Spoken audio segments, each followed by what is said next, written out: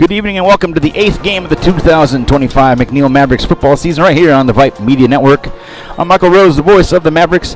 I'm so glad to be back in the press box. I'm going to be joined by my dear friend and broadcast partner, producer extraordinaire, and color analyst Trey Grubb. Currently, the Mavericks are 5-2, 5-2 overall, and 4-1 in the district. And they are coming off their bye week, where they had a chance to rest and rejuvenate and renew. 2 weeks ago, they battled to the end to earn a victory and take yet another step toward their ambition to be district champs. I had a chance to chat online with team captain Darrell Gary, and he told me the Mavericks are definitely ready to keep things rolling. Here we are under the lights, Friday night lights to be exact, ready to bring you the action. So with all that said, we welcome you to the place that was, oh my goodness, I'm reading the Palace on Parmer. I'm so excited. A.K.A. Kelly Reeves Athletic Complex here in Round Rock / Austin, Texas, for this district matchup between your McNeil Mavericks and the Cedar Ridge Raiders. A long time ago when I did my first broadcast or so on KMAX Sports, I said Cedar Ridge, Cedar Park, and Cedar Creek all in one sentence. So the Cedar Ridge Raiders. So without further ado, folks, here is my friend, broadcast partner, as well as the biggest McNeil Maverick fan I know, Mr. Trey Grubb. Hey, welcome. Tonight we're actually at the home of the Cedar Park, or Cedar Ridge, or Cedar Ridge Raiders. The Cedar Fevers? Yeah, so they're actually the home team. They're doing their homecoming tonight. They just had all their players come out and get introduced.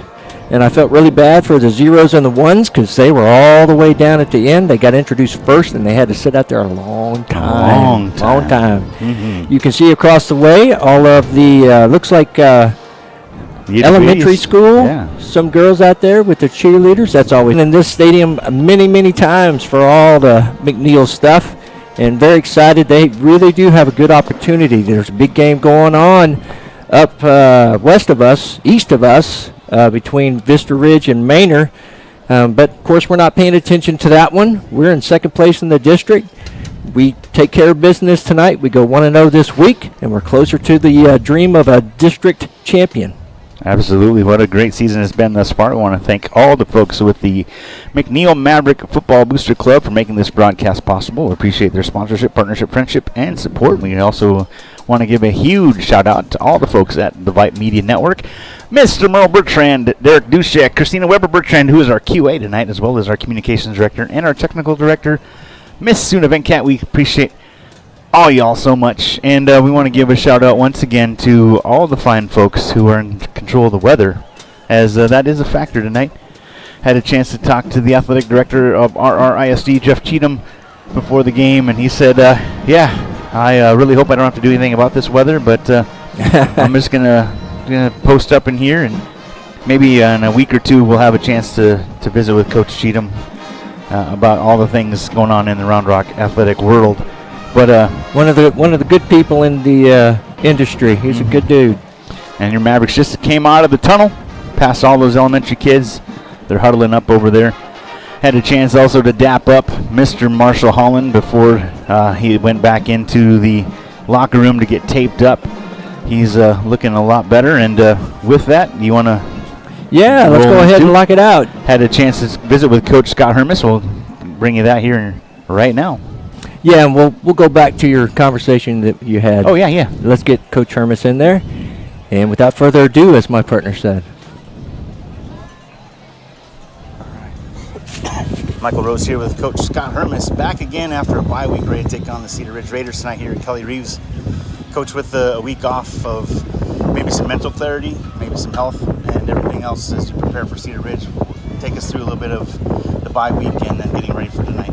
Yeah, it was good for us. We've been 7 weeks in a row with games, and so we're just kind of, everybody's feeling a little bit dinged up, and mentally it was nice to take a little bit of a break. We had some good short practices over the break, and that was good for us. And then, got back after it Monday, ready to go, and we're ready to play well tonight.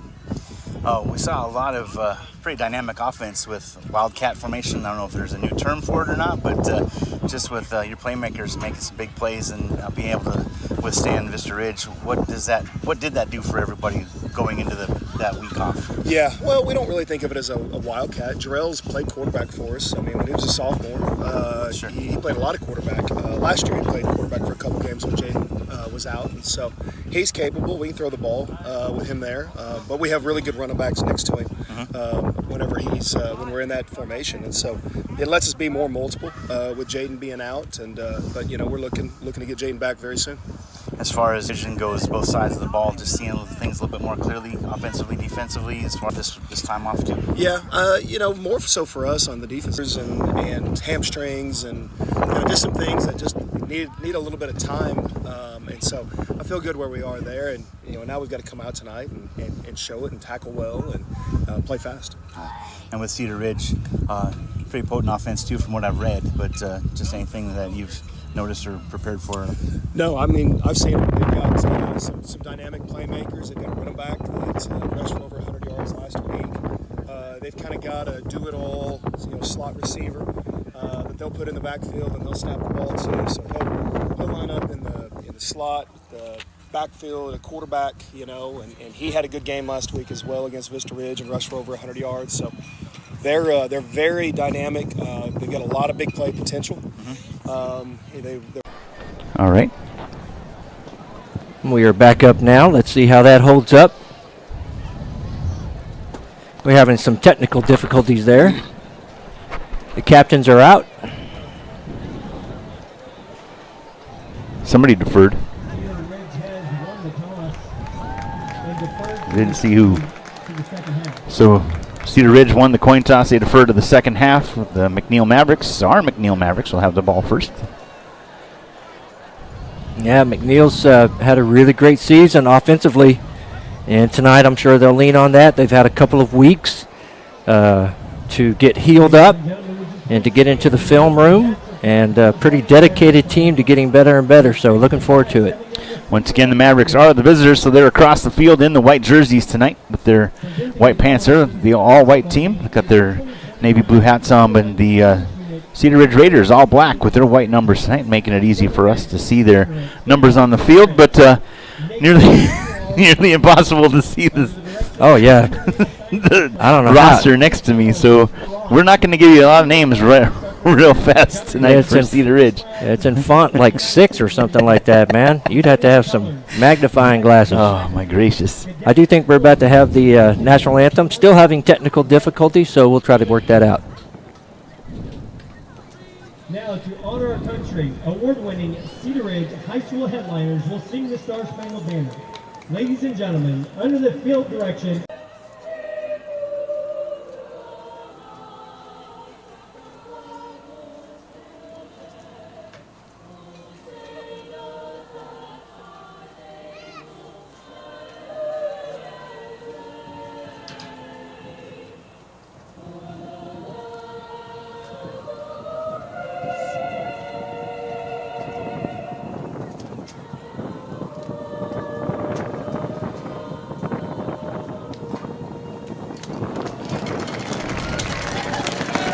All right, folks, that was really nice. Appreciate the Cedar Ridge student section.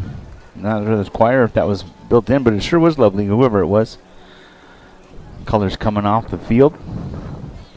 Straight off, which is nice, so it doesn't take too much time. Yeah, save us a little bit of time there. Appreciate that. Thank you for your service. And here we go, brother. Again, your Mavericks will receive to start things off here tonight. We want to give one more shout out before we get things rolling to Christina Weber Bertrand, our QA tonight. And a big shout out right now is Trey is dealing with the technical issues, working with Suna Venkat, our technical director for Vype Media. Appreciate you, Suna, very much for helping us out as always. Always seem to have some trouble here at Kelly Reeves with the internet, so yeah, we'll see. It might be the Palace, but yeah, we'll find out. We have a strong wind right to left, and so basically blowing from the south to the north. McNeil's going to take the ball and go into the wind in the first quarter here, but they will have the wind behind their backs in the second quarter. And looking at the numbers, Cedar Ridge looks to be a pretty running the ball seems to be their forte. We lean on the pass, but we're actually quite balanced, but we do lean a little bit more on the pass. Still having some technical difficulties, so we'll continue to work on that.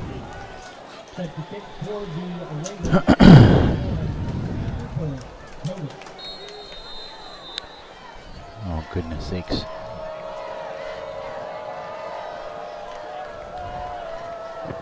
Cooper Togus, I believe is how you say that name. Again, folks, the font is so small. I apologize. A deep kick into the end zone. It'll be a touchback for the Mavericks. They'll start 1st and 10 from their 25-yard line.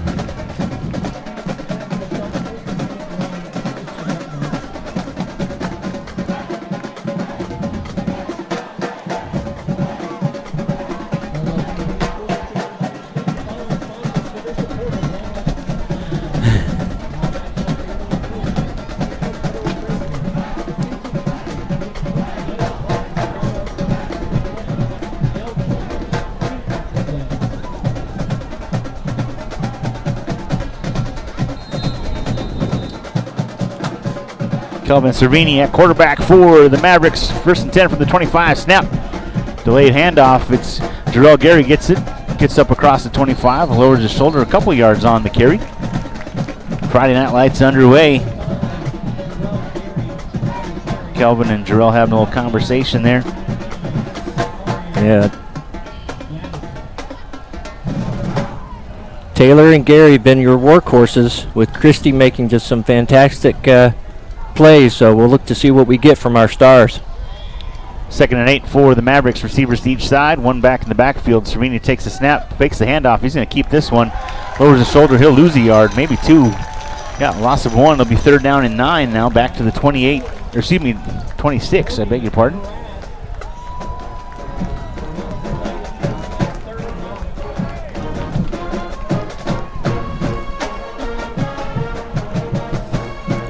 Important down here.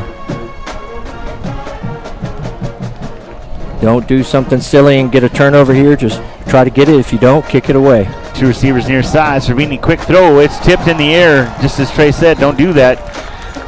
Brian Perkins, the intended receiver, a 3 and out for your Mavericks. Yeah, he needed to wait. He needed to wait just a little bit.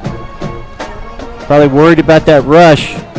But Gary was definitely getting a break on the inside, turning that cornerback sideways. If he'd waited just a little bit, he might have been able to get that over the middle. But we get our crazy, wonderful Mr. Wilson out there. Fantastic kicker, punter. Blocked. Or no! Oh, my Lord. How did he get that out? Just got it away. Barely. It's going to take a little. And he didn't get run into? Wow. So they not only missed the ball, but they missed him. Or maybe they tipped it. Certainly looks like they did in terms of where the ball's at. A very short punt ball at the McNeil 40-yard line. Yeah, it's going to tough on the Maverick defense here, Michael. They're going to have to step up right away. 11:13 to go here in the first quarter. Now you might look for them to come out and go opposite of what they're thinking they might do and might try to pass the ball right away. Dylan Snoga, the quarterback. Receiver motion coming to the near side. You see the up back land up to the right, and the running back gets a handoff coming near side, trying to get the edge. Makes the corner up to the 35 to the 30, still on his shoulder, all the way up to the 25-yard line. A good run on 1st down for the Cedar Ridge Raiders. That's Josh Devenish. Yeah, we actually had some guys. We actually had some guys getting there. They just he outran them to the edge. He got him a 1st down. Gain of 15 on the carry for Devenish. 1st and 10 now again for Cedar Ridge. 3 receivers to the far side, 1 back in the backfield. Snap, quick throw. Snoga caught, trying to get across the 20, still on his feet to the 15 down. Hill he goes all the way down to the, looks to be 12-yard line. Another 1st down for Cedar Ridge Raiders. That time was Christian Hall. Yeah, they're starting to feel a lot like Vista Ridge.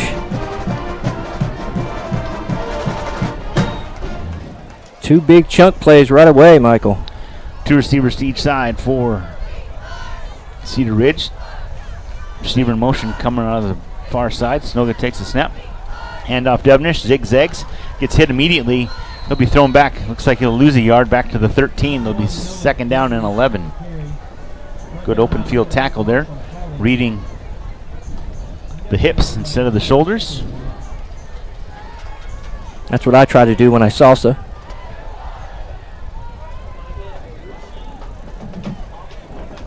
You can tell Michael's focused. That was pretty good. It was focused. Yeah, exactly. What did you say? I missed it. Run over left side just for a couple of yards would be a 3rd down and 7. You said something about the hips and something. Oh. And I said that's what I try to do when I salsa. Oh, right on. And when you teach the kids how to do their backflips and stuff. Yes. I think a scoreboard check, does it still say pregame? It does. Thank All you right. so much. You bet. Appreciate that. That's first period. Let's There we go. go. 3 receivers near side. Plenty of time on the play clock, 15 seconds. Snoga and company looking to the sideline. It is 3rd down and 7. Balls placed at the 9-yard line. That was a gain of 4 on the carry. There we go. And the movement. Yep. We got a little move on back. Yep, false start by the offense. I'll move them back to the 14. Behind the chains again. And as you mentioned, Trey, that Vista Ridge, that's kind of what happened a little bit there too to help us out to get that 3-point victory. Was keeping them at bay even when they get down in the red zone like this. Defense showing up big time once again here. Making a couple stops, making it 3rd and long, now 3rd and longer after the penalty. 2 receivers to the far side, 1 to the near side. Make that 2 as Snoga takes a snap, looking to throw on 3rd down. Going to the end zone, it is caught. Touchdown, Raiders.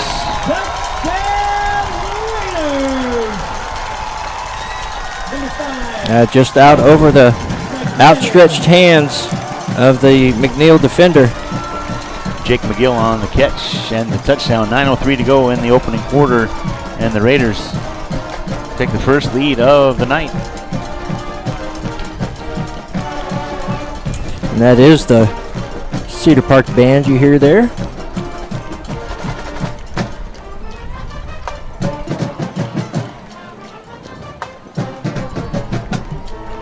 Kick is up and good. An extra point, and the Cedar Park, Cedar Ridge, Cedar Hay Fever, Cedar Ridge Raiders go up 7-0. 7-0. Yeah, there was a tough 3 and out for McNeil, and then one of the first times they've actually had somebody get back there and threaten to punt for the entire season. So, kind of tough way to start the game.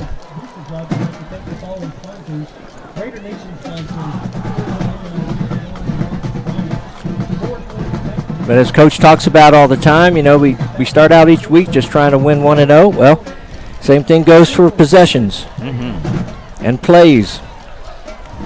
So right now we just need to win the kickoff. With this win, though, I bet you he wins it.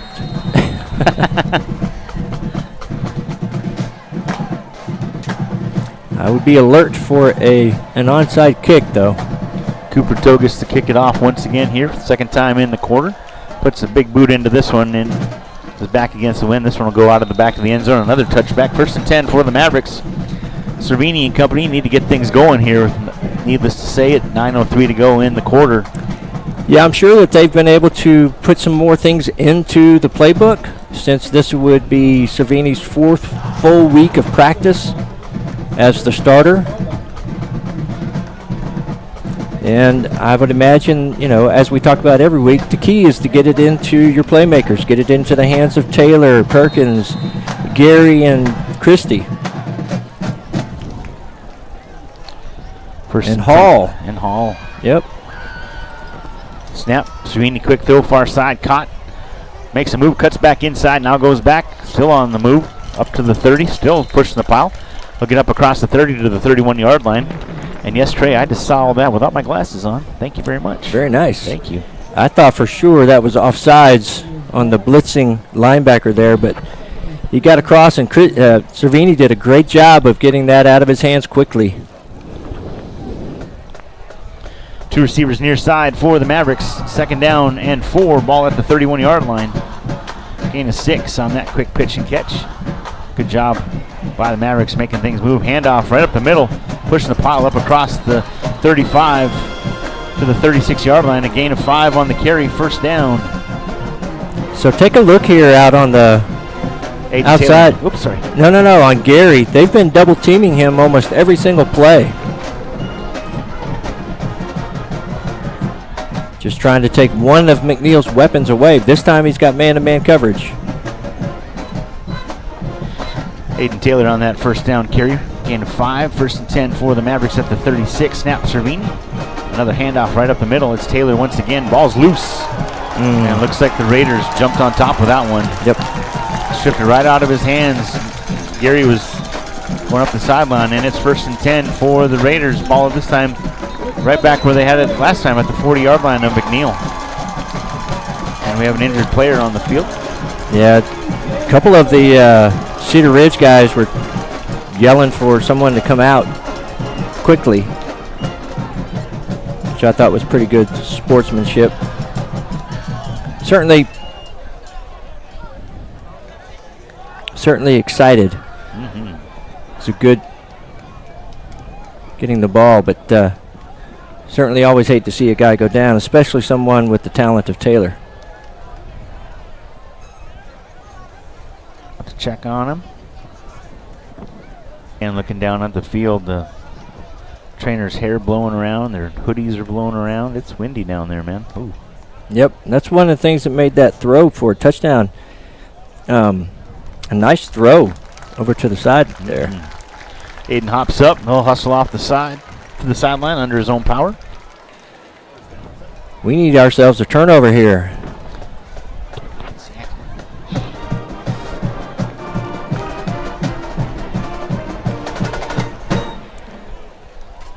You know, every game, if you want to be district champ, you got to bring it. Every game, every play. 1st and 10 for the Raiders. Ball at the 40-yard line once again. 7:55 to go.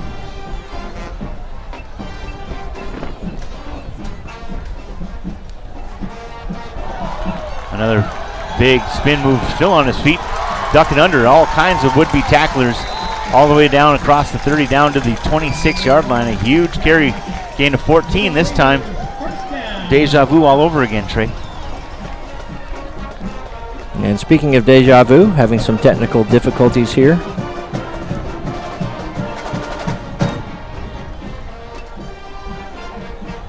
Kind of what happens here at the crack. Dylan Snoga and Devenish in the backfield. Handoff Devenish, he'll take it, going to the right side. Down to the 21-yard line. Down to the 21-yard line. A gain of, looks to be 3 on the carry. It's 3rd down and about 5 or 6. Something like that. We're back up. Hopefully we'll stay that way. Last game was just like this. And now we have the weather that could also affect the signal.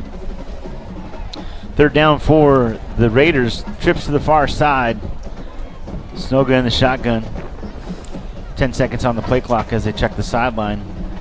Now they get the call. Devenish moves from the right side, flanking now on the left side. Snoga in shotgun. Movement before the snap. No call. Quick throw, tipped in the air, intercepted at the 10 by the Mavericks. Yeah. Askey shall receive. Come on, guys. Oh my, right on.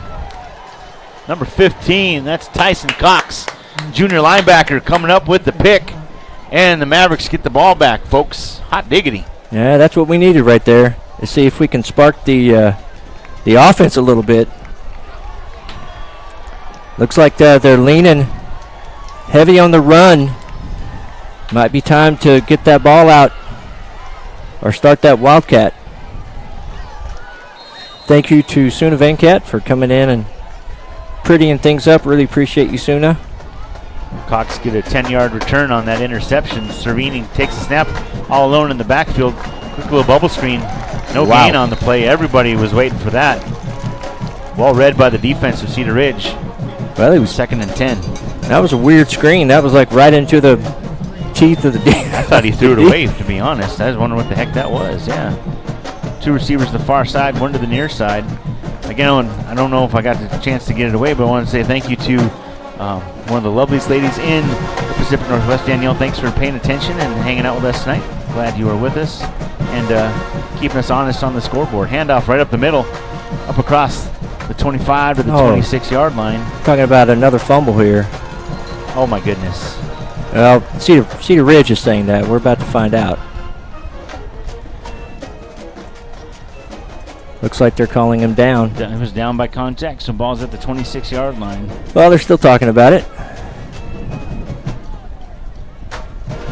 This is where it's really cool in basketball gyms, where they start playing the Jeopardy song when the refs start meeting up. Exactly. Ooh, lots of movement. Everybody get set, please. Christie moves to the tight end here on the near side. Everybody bunched up. Handoff up the middle, lowering his shoulder. Let's go. 40, 45, 50, 45, 40, 35, 30, 25, 20, 15, 10, 5. Touchdown, Mavericks. Yes, sir. How about them apples? Jarrell Gary on the run. 74 yards to pay dirt, and it's extra point away from tying it up here at the Palace. Yeah, he put him on his shoulders in Vista Ridge, and that time he put him on his heels. My Lord. Jarrell Gary just ducked under a couple would-be tacklers right there at the line of scrimmage and realized that no one was going to touch him, and he turned on the Jets all the way down to the end zone. Bryce Wilson out for the extra point. Zach Christie, the holder. Snap, spot, kick on the way. It is good. 4:47 to go here in this first quarter. It's all tied up 7 apiece thanks to the athleticism of number 5, Jarrell Gary. Yeah, he's had some tremendous plays this season, including one of our favorites, probably should be one of the highlights of the district for the entire year, 99.5-yard touchdown catch that he took away from the cornerback and hustled on down the field. He's got some wheels on him, Michael. He can move. Yeah, that's just extra. That's my dad. You know what my dad would say to that? Oh, he's got many. Nope. Oh, okay. He'd say he dropped that down into whistle gear. Hey. Shout out to my mom and dad. Hopefully they're listening, and I didn't get a chance to do that last time. Mom and dad, thank you so much for the support and encouragement. Trey and I were talking about how the game went a couple weeks ago, and as soon as we got back to Trey's place after driving back, my dad sent a text, told us we did a great job. So love you guys, and thanks for listening tonight. Bryce Wilson to kick off once again. Into that wind, too. Up to the up back, still on his feet to 25 to the 30, diving forward. Third possession for. Nice job there by Perkins, coming all the way across and making that tackle. You'll see that a lot tonight on special teams and sometimes on defense. These Mavericks will go both ways. Their stars will get out there. Taylor, Gary, Perkins, Christie. They'll get out there and play some DB and cornerback. Right now, the Mavericks playing too high safety. Two receivers near side. The up back in motion coming to the near side. Snap, Snoga. It's going to hand off. It's Devenish trying to get the edge. Good pursuit by the defenders, and they'll knock him back. Yeah, I think that time they might have fooled Cedar Ridge a little bit there. Whenever you put your safeties that far back, 10 yards or so off the line, that sort of signals to the offense we should be running the ball. But great job by the linebackers getting in there quick and hitting those gaps. Loss of a yard on the carry. It's 2nd and 11 from the 29 now. Clock continues to run down to 4 minutes, 10 seconds in the quarter. Snoga takes a snap, low snap, dropping back, looking to throw in second down, pump fake, throwing near side, ball tipped in the air. Nice defense, knocking it down. Number 27, that's Carlos Tynes, senior defensive back, making a big play defensively. What an effort, though. What an effort by Cedar Ridge player. I'm going to try. Number 30, Williams, fantastic job trying to catch that ball. Tippy-toed and just reached up to see if he could get it. And a 3rd down and long. This is the kind of third downs that got the Vista Ridge win. You got to stop them. Snoga rolling out, looking to throw on 3rd down off the back foot, throwing up field. Yep. Pressure there by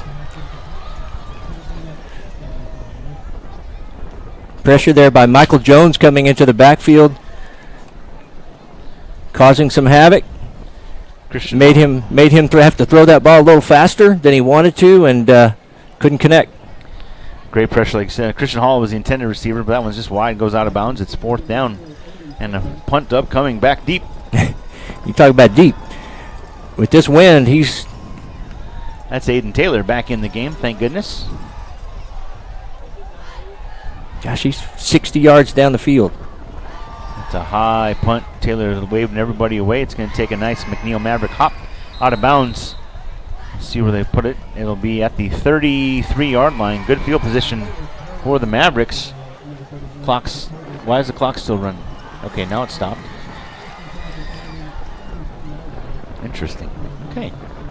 We just got a text from my daughter asking about tomorrow. We're going to go have a second baby shower for my baby girl.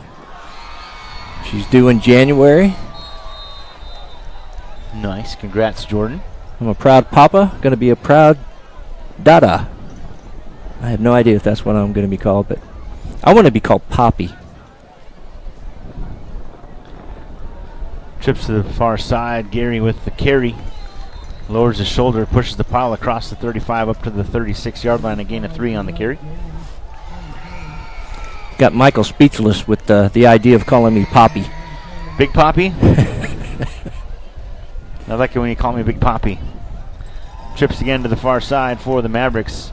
Movement inside. Cervini takes a snap. It could be a free play. Didn't see any flags. How is that not a sideline? Tipped How is around, there not a incomplete. flag? I wonder if they got back in time or Oh Lord! the referee is rambling over to the line Oh. of scrimmage. Man, that's horrible. They're down in 7 now as the ball falls incomplete. That is very kind of the referees there. See if we can get ourselves a 3rd and 7 here. Mavericks will flip the field. 3 receivers coming here to the near side. One to the top of the screen. That's Zach Christie all alone up there. Yeah, Top. man to man. Cervini takes a snap. Got protection in the back. Going Christie's way. Caught at the 45-yard line. Spinning around. A 1st down for the Mavericks. The senior receiver doing his part right there. Great job. Yeah, I mean, when you're going to play 10 yards off of him, he's just going to run up 10 yards and put you on his back. And he's going to play rebound. Gain of 10 on the pitch and catch to Zach Christie. It's 1st and 10 for the Mavericks. Ball at the 46-yard line, getting close to midfield. Now movement. That's a free play. Cervini coming near side, looking for Gary. Gary going up top, in and out of the hands, incomplete. But it'll be 1st down and 5. Ball up to the 49-yard line.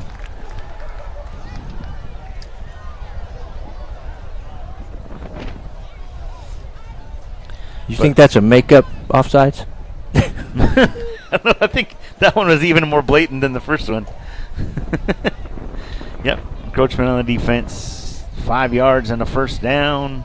Yeah. 1st and 5. Yeah, good job by Cervini, I'm sure, with his count and his cadence getting them. This is one of those plays where you can kind of open up the playbook, right? Got 3 up top. The penalty moves the Mavericks into Cedar Ridge territory. Actually, they're on the 51. They're on the 51. Thank you for that callback.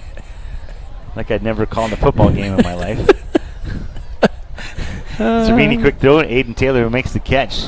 No gain on the play. He's You got to block him. wrapped up, thrown down. Number 21 on the tackle. Let me get out the number 6 font and tell you that is Aiden O'Brien Brown. Okay, I can actually read that. Safety, junior safety. Just for funsies, Trey, did you know Yes. that Aiden O'Brien Brown went to Blackland Prairie Yeah. Elementary School? Oh, they have where they went to elementary school and middle school. In Ridgeview Middle School. How sweet. Nobody cares. Anyways, Christie in motion. Coming near side on the handoff is Taylor. Lowers his shoulder. Gain of a couple. Yeah, that's a nice play that they run there where Christie comes in from the wide receiver spot and does that crackback block. Oh, not a crackback, excuse me. That's illegal. That's illegal. But some kind of block. Third down and 2 now as it gets to the 46-yard line. 3 receivers again to the near side. Zach Christie all alone. Man, they are loaded up like, sorry, Michael, they're loaded up like we're going to run the ball. Look at that. Everybody's switching formations. 8 guys in the box. Cervini takes a snap. It's a handoff. It's Gary. Gary pushes the pile. Oh, no. That's a bad spot. What are you Wow, doing? look at this guy right here. On our end, he had him at the 41 or at the 44. Yeah, it was a first down all the way. Then the guy coming to the top of the screen only gives him 1 yard. It's 4th down in the yard, ball at the 45-yard line. Well, that's the one that also missed the offsides call. There's one of my favorite cheers from the sidelines. It involves the phrase "nuts and bolts."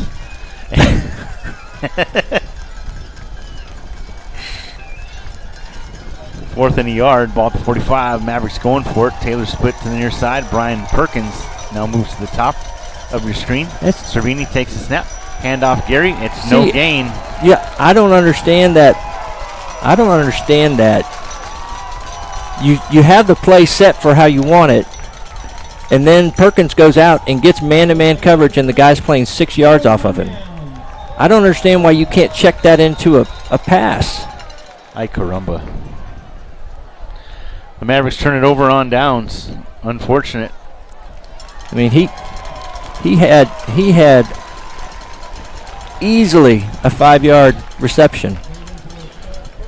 39 seconds to go here in this opening quarter. 7-7 to score. Michael Rose here along with Trey Grubb.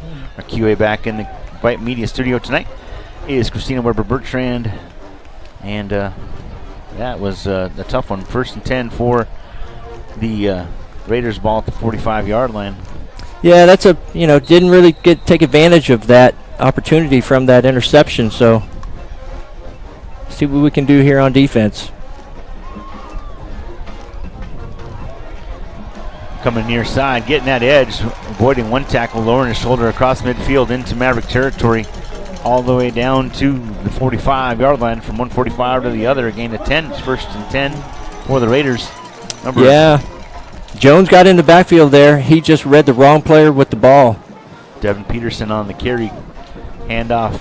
Christian Hall gets the edge, pulled down from behind, gets a gain of 5 to the 40. 2nd down and 5 now for the Raiders. They've just putting their foot on the gas, and that might be the last play of the quarter, it looks like. Yep, it will be.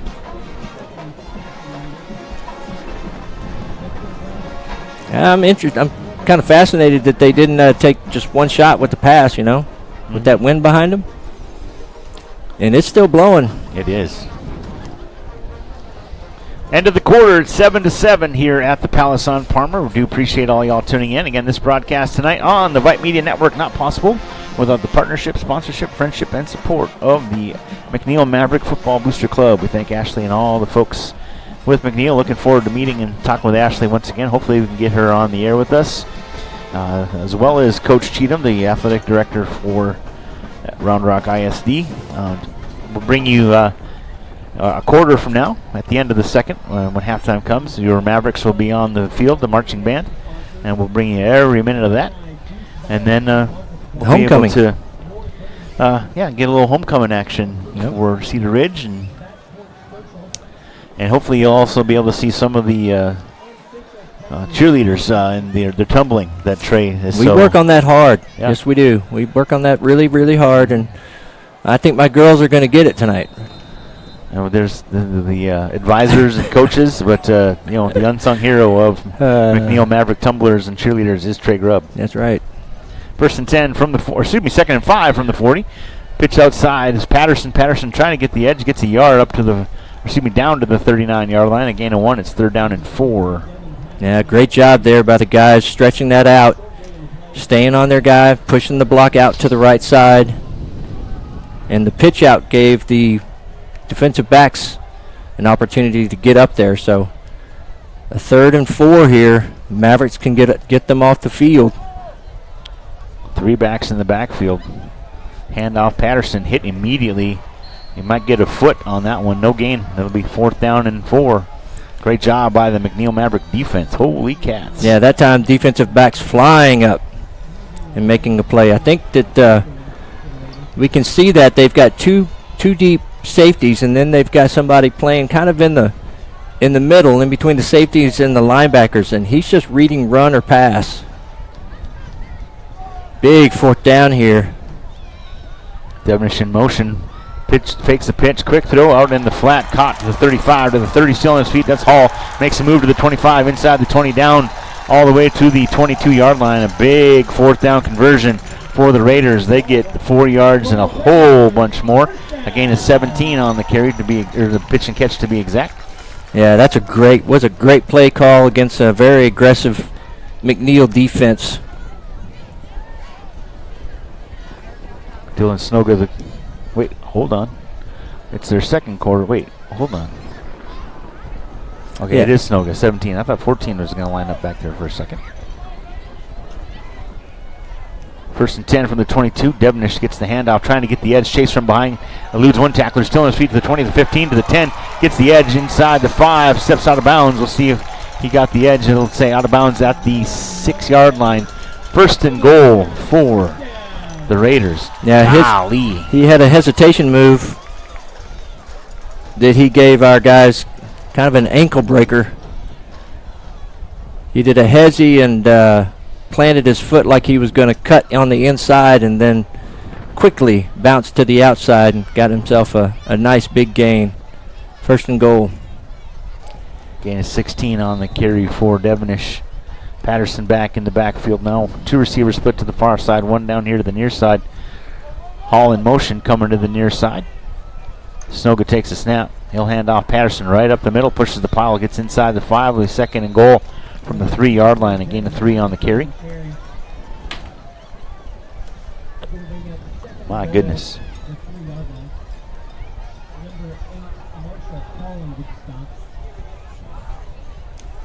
Christina saying that her mom and dad were Oma and Opa. The good Germans that they are, huh? Little hesitation and a touchdown for the Raiders. Yeah, the misdirection. Nice. That was a really good play-action pass there. The tight end Tyler Burkett gets the 3-yard touchdown catch, and the Raiders retake the lead here with 9:35 to go in quarter number 2. Yeah, they were just able to. He went out like he was blocking, and then just dipsy-dooed to the outside for an easy pitch and catch for a touchdown. The big play being the 4th and 4. Togus gets the extra point, and now the lead goes to 14. It's 14-7 here. Again, 9:35 to go in this second quarter. That's why you got to take advantage of those 4th downs. Oh, that was huge. It was a great play call. And the linebacker just didn't stick with the Hall.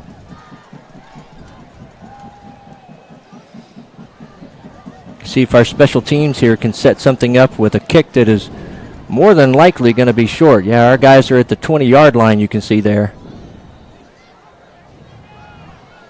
I would definitely be leery of a pooch or onside kick or a squib kick. They certainly don't want to get it in the hands of our speedsters back there. But I hope they do.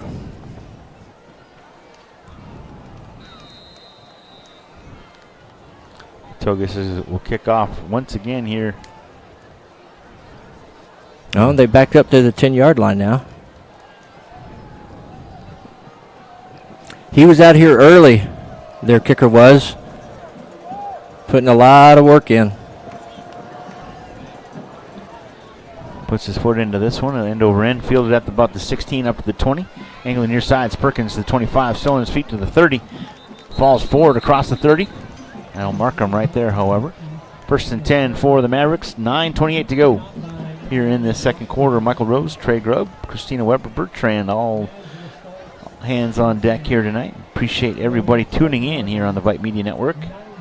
If you happen to be looking for the McNeil broadcast, Tyler and company over there on the other side of the glass. That would be Cedar Ridge. Cedar Ridge, what did I say? My McNeil. bad. McNeil? Remember McNeil? Sorry, I'm writing and talking at the same time. My bad. Welcome to my life. Right. So McNeil comes out. Cervini in the backfield. Out here for quarterbacking again. Cervini takes a snap, handoff. Taylor avoids one tackle, still on his feet. Pushes up across the 35, all the way up to the 38-yard line. Great extra effort, and then some by Aiden Taylor. Yeah, he very rarely is he tackled by the first guy, and he was able to get by the defender that got in the backfield and actually ran into Cervini. He got to that pitch so quickly. You know, as soon as they see Christie coming in to start the block, they know it's a run. It'd be nice to see McNeil kind of run something off of that.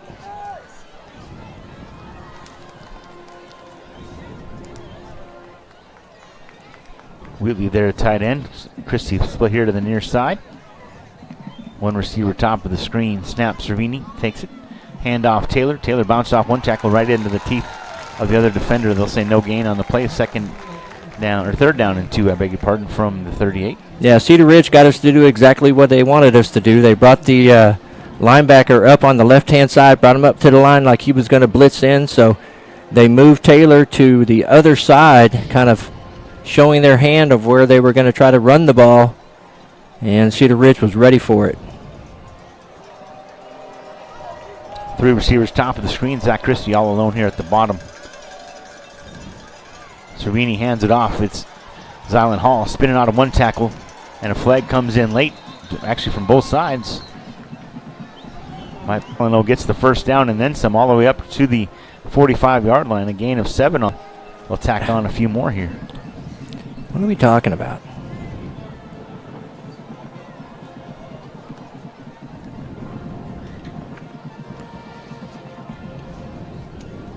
Personal foul, face mask on the defense. 15 yards to move them into Cedar Ridge territory. Ball will be placed at the 40-yard line. Great job by Zylan. Probably the fastest guy on a 100-yard sprint out there, Mr. Hall.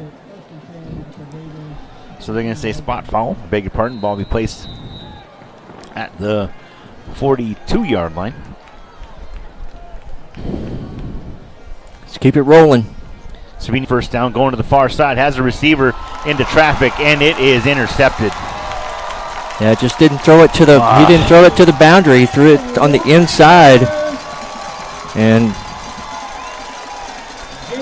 good night, Irene. yeah, Gary was going up the sideline, was not coming inside, and Cervini he did not hit it to the outside and on the boundary. So that's a tough pass. Gabriel Cisneros with the interception. 7:49 to go here in the second quarter. But you got to make that throw. Defense now has an opportunity here with them backed up. We don't need any chunk plays now. Second turnover of the night for the Mavericks. 1st and 10 for the Raiders. Ball placed at the. Looks like the 13. 12 or 13. I'm trying to see down there. Looks like 13 if I'm going with the stick. But I can't tell. 12. Handoff coming near side. It's Hall. Gets tackled by the shoelace. Man. He did that move again, and he gets everybody to bite on it. Got to stay disciplined and trust your guys on the inside to make that play. If you're on the outside, you got to keep him going in. Got to turn him inside. Up across the 15 to the 16-yard line. A gain of 4 for Christian Hall on the carry. Hall split wide to the near side. And up back. Tight end there on the far side. And one back flanking Snoga. Snoga takes a snap. Handoff looks to be Devenish. Hit immediately. No gain.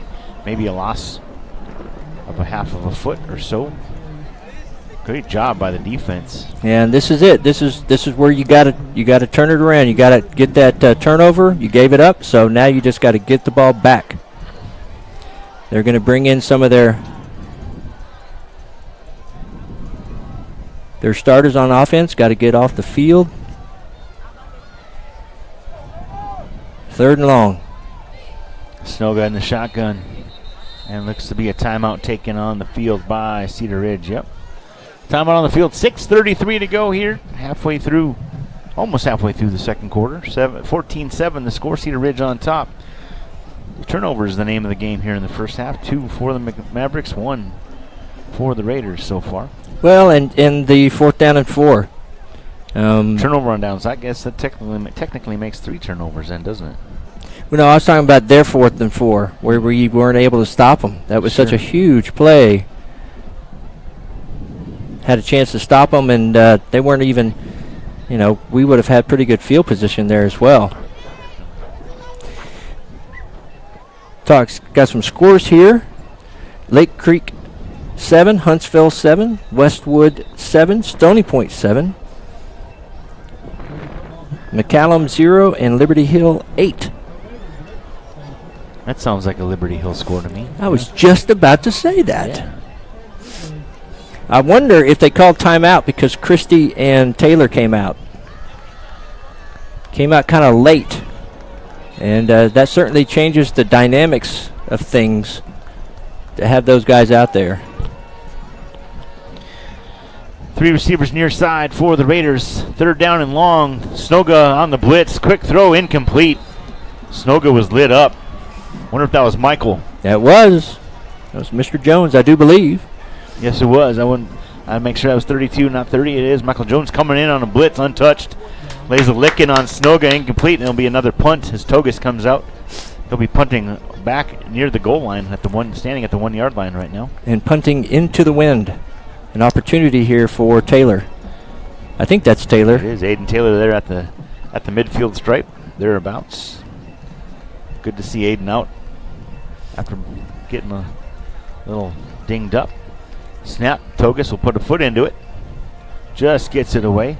And O'Brien's going to take a roll. It'll go backwards. A nice roll for the Mavericks out of bounds. 1st and 10 for McNeil in Cedar Ridge territory. 6:20 to go in this first half. Yeah, that's one of those things about just the little details of the game. Putting Taylor back there makes them on the punting unit. So trying not to kick it to him and kicking into the wind gets a short kick.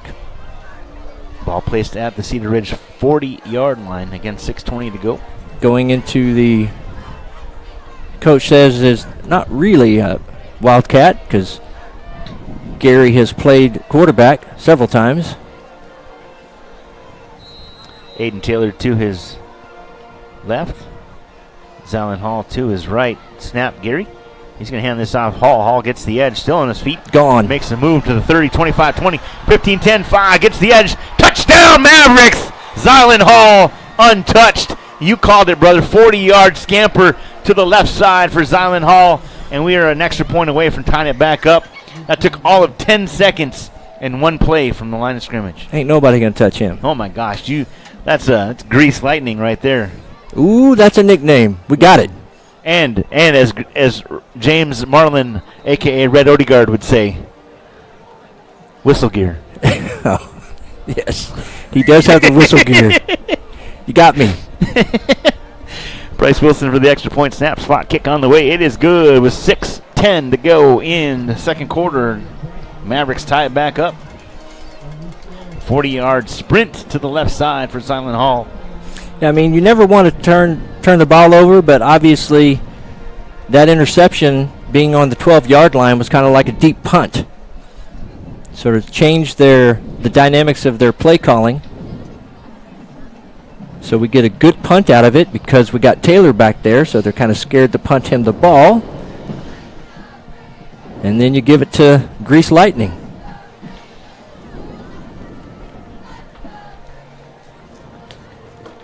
What's your dad say? Something gear?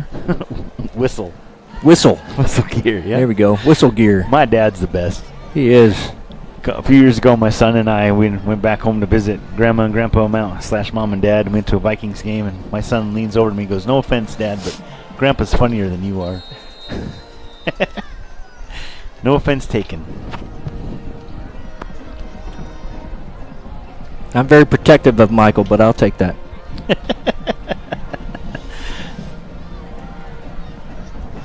Wilson gets to show off his leg. A little quick step into it.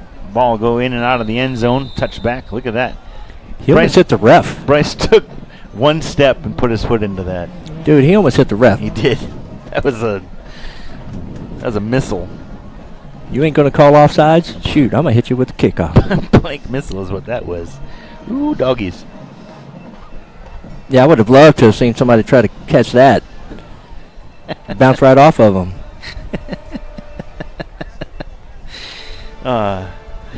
Michael and I once did a football game, semi-pro, where a guy kicked a field goal, got about 10 yards off the ground, bounced 2 or 3 times, and then hit the referee straight in the face as he was waving his arms no good on the right-hand side. I'm pretty sure everybody knew it was no good, but he had to do his job. Snoga takes a snap. Oh, boy. And Yes, sir. and wrestled to the ground. Michael back there again. Good job, buddy. Wow. Boy. Holy cow. That was blown up quick. Michael Jones showing up big. Big loss on the play back to the 18-yard line. Vista Ridge, 24, Manor 3 at halftime. Thank you, K-Dub. And here we got tie ball game with 5:35 left in the first half. Snoga takes that. Quick throw out to the far near side. It's Hall and makes a move. 25-30 still on his feet.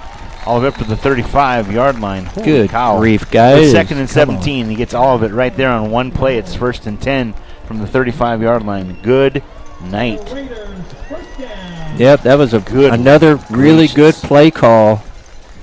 McNeil playing the run.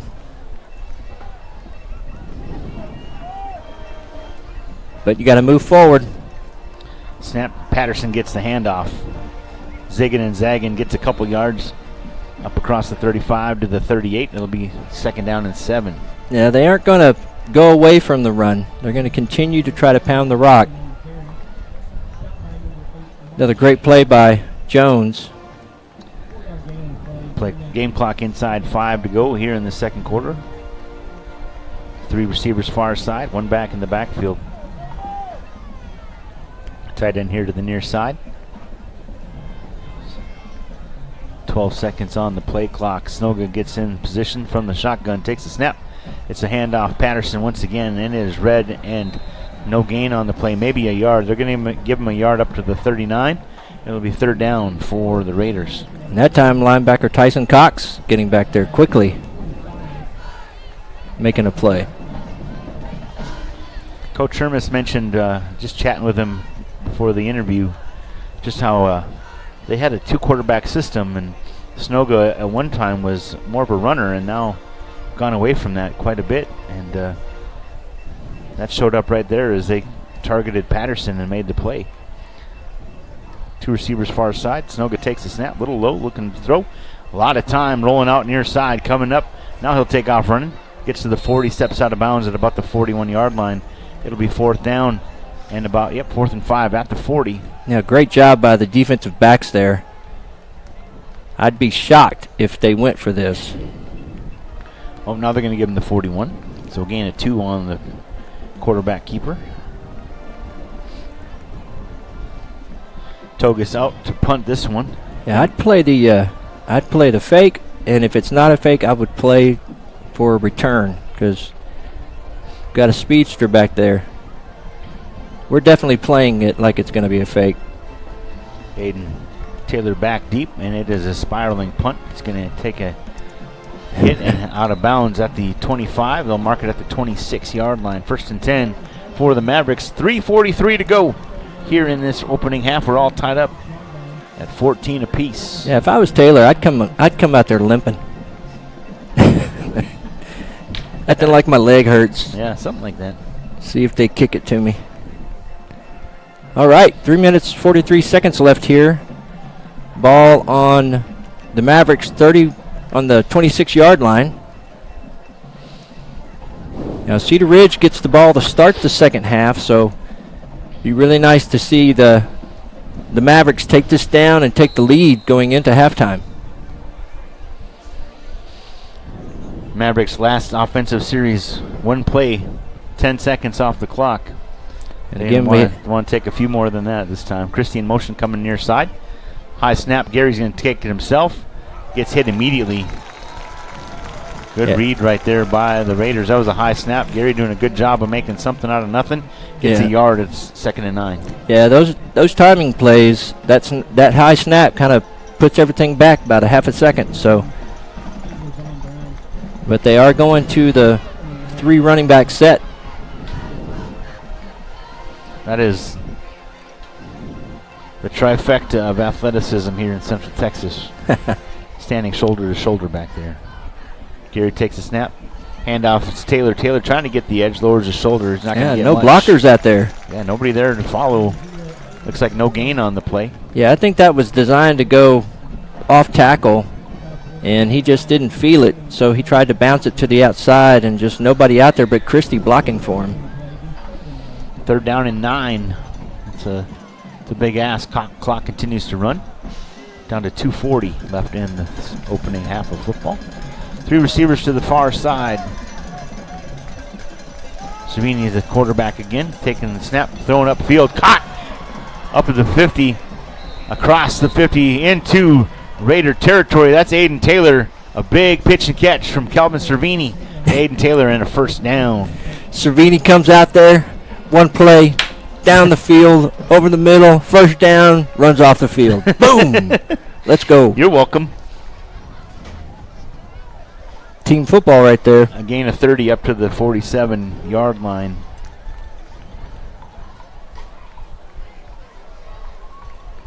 Another play to the far side. Zylan Hall on the carry.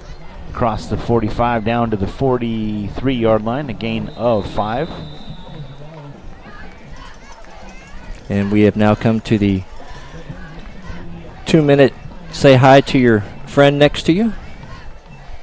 Hello, friend. Hello, friend. I guess that's a gain of 4. Looks that way. Be a 2nd down and 6 with 2 minutes left here in the first half.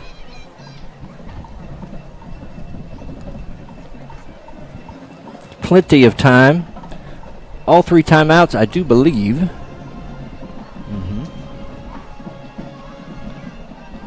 Again, Michael mentioned it at halftime. We will have the McNeil Maverick Band come up first. And then we will have Cedar Ridge and their homecoming. And Christina Weber will geek out on the bands.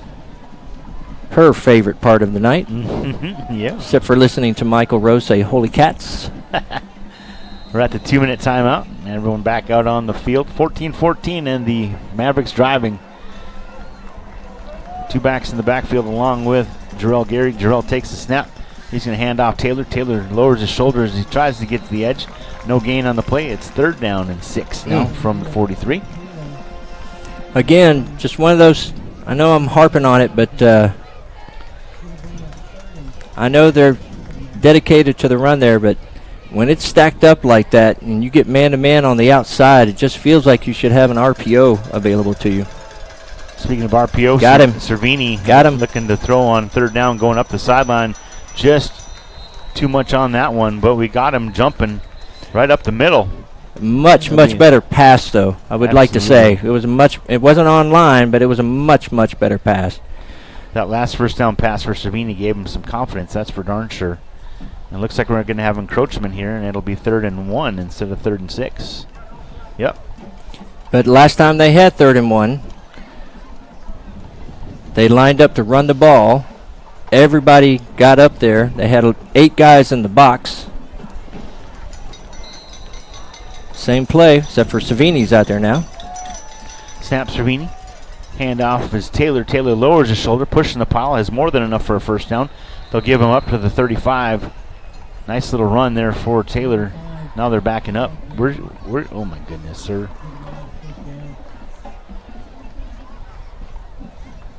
I said 35, said the official on the sideline, but no, I'm going to take a step back to the 36.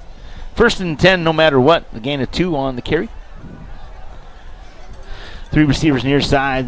Cervini at quarterback in the shotgun. Zylan Hall lined up to his right. Cervini looking to throw. Pump fake thrown into the little skip pass, incomplete. I think he got nervous about the double coverage there. Easy for us to say. Yep.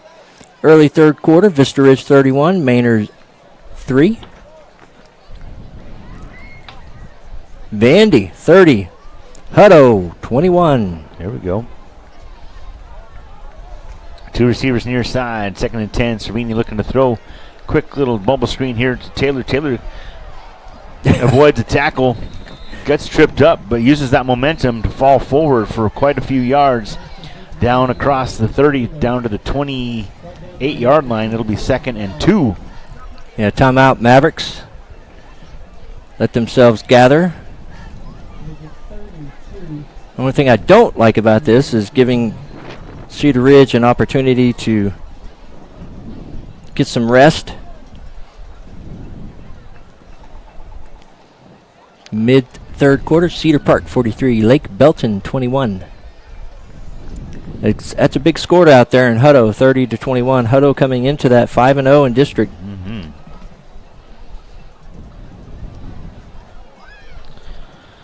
53 seconds to go here in the quarter. The Mavericks driving. It's 3rd and 2 from the 28-yard line as soon as they break the huddle from this timeout. Each team with 2 timeouts remaining here in the half. It's almost Snickers time. It sure is. Let's go, boys. See if we get ourselves a, looks like we do have the trifecta out there. Hall to the left, Taylor to the right. Snap. Gary hands off. Zylan. Zylan makes a few people miss. Still on his feet, trying to get that edge. Lowers his shoulder. Gets around the edge, down to the 25, to the 23-yard line. 1st and 10 for the Mavericks. Clock continues to. Whoop! It stops to move the chains. Yeah, and he's gone down. He got up quick, but it looked like he kind of probably tweaked an ankle there or something. But timeout on the field for Hall. What a great effort. He was hit behind the first down marker and was able to flip on out of that. Plenty of time here from the 23. 1st down and 10. And in Trey Grubb's world, it is allergies 1, Trey 0. And all you got to do is get to 1. You are a trooper, sir. I feel like I could. I got that radio voice now. I just need to have allergies all the time. You do. Mr. Hall heads off the field. That's good to see. We'll bring Cervini back out here with Taylor in the backfield with him. Christie playing tight end position. He'll end up with man-to-man bumping on the outside. See what they do. Cervini takes a snap, fakes the handoff, double clutch throw across the middle. It is incomplete and a flag on the play. Yeah, that's got to be interference. I mean, double coverage on Jarrell Gary, and they were all over him like a cheap suit. Oh, they're trying to say the ball was tipped. I do not think. I did not see a single referee do tip. None of the referees said tip. There's a referee that's supposed to look for that, and if he sees the ball tipped, he's supposed to put his hand up right away. The referee's asking if the ball was tipped.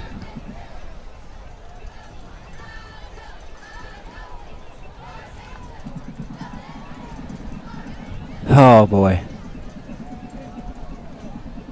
Yeah, And pass interference. It will be pass Good call. interference, yep. No tippage to speak of. 1st and 10 for the Mavericks. Half the distance to the goal on that one. The ball will be placed right around the... Yeah, there's a referee that's supposed to look for that at all times. Oh, no, they're giving them the full 15 all the way down to the 8-yard line. Let's go. 1st and goal for the Mavericks. Quick throw far side. It's caught. Holy cats, it's caught. Oh, my goodness, to the 5-yard line. How did he do that? Ooh, Nelly. Yeah, and Thank you, Keith Jackson. if that ball is actually in his breadbasket, that's a touchdown. Exactly. Zylan Hall using them pink gloves to his advantage. Nice job, young man. Timeout on the field with 31 seconds. Yeah, they took their last time out here with 30 seconds.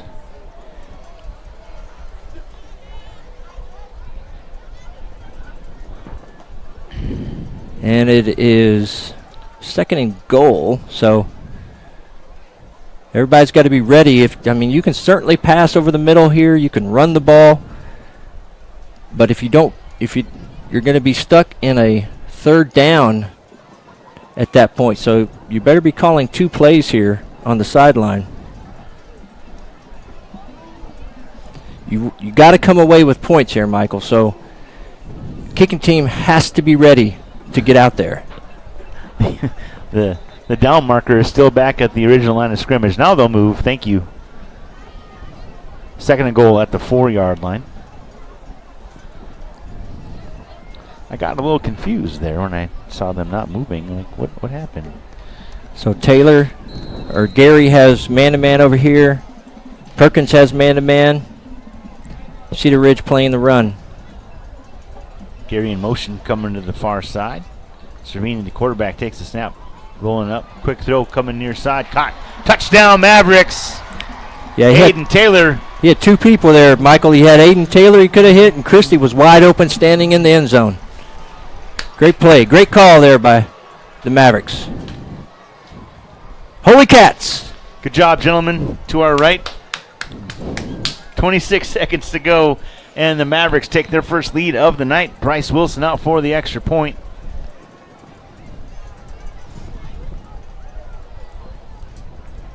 Bryce Cannon Wilson. Snap spot kick on the way. It is good. With 26 seconds remaining in this opening half. Your Mavericks on top, 21-14. Michael Rose here along with Trey Grubb. Christina Weber-Bertrand is our QA back at the studio tonight. We thank you all for tuning in tonight to this broadcast. We're going to bring you the McNeil Maverick Marching Band right away to start the halftime festivities, and we'll do a lot more after that, but looking forward to recapping this first half. It seemed like it might be a little bit of a track meet, but a great job there by the Mavericks. Yeah, that was a nice drive. 13 plays. Yeah, nice Took them drive. 3 minutes and 16 seconds to go down the field. A drive of 74 yards to be exact on 13 plays, and capped off by a 4-yard touchdown pass from Cervini to Aiden Taylor.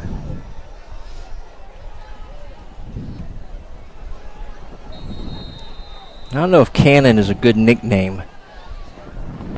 Cannons aren't necessarily accurate. True. It's also a weapon. So, need to come up with something good for Mr. Wilson. He's been impressive all year. Speaking of Mr. Wilson, he's going to kick it off from the 40. Puts a big foot into it. This one end over end. It'll go over the head of everyone out the back of the end zone. 1st and 10 for the Raiders. Ball will be placed at the 25-yard line with 26 seconds to go. Now, they do have 2 timeouts. If I'm Cedar Ridge, though, and I get the ball to start the second half, I'm not taking any chances. I might run the ball and see if it can break big. I would expect the Mavericks to be up but then drop back into more of a prevent kind of situation, because you definitely don't want anybody to get behind you. I got 4 wideouts down here, so it's no good. Quick throw. Hall gets the catch up to the 25 to the 30. Still on his feet. Spins out on one tackle. Still on his feet. Not going down. Didn't step out of bounds. Yeah, I don't know why he didn't step out of bounds there. Clock still winding. 10. Well, I know why. He's a football player. He's like, And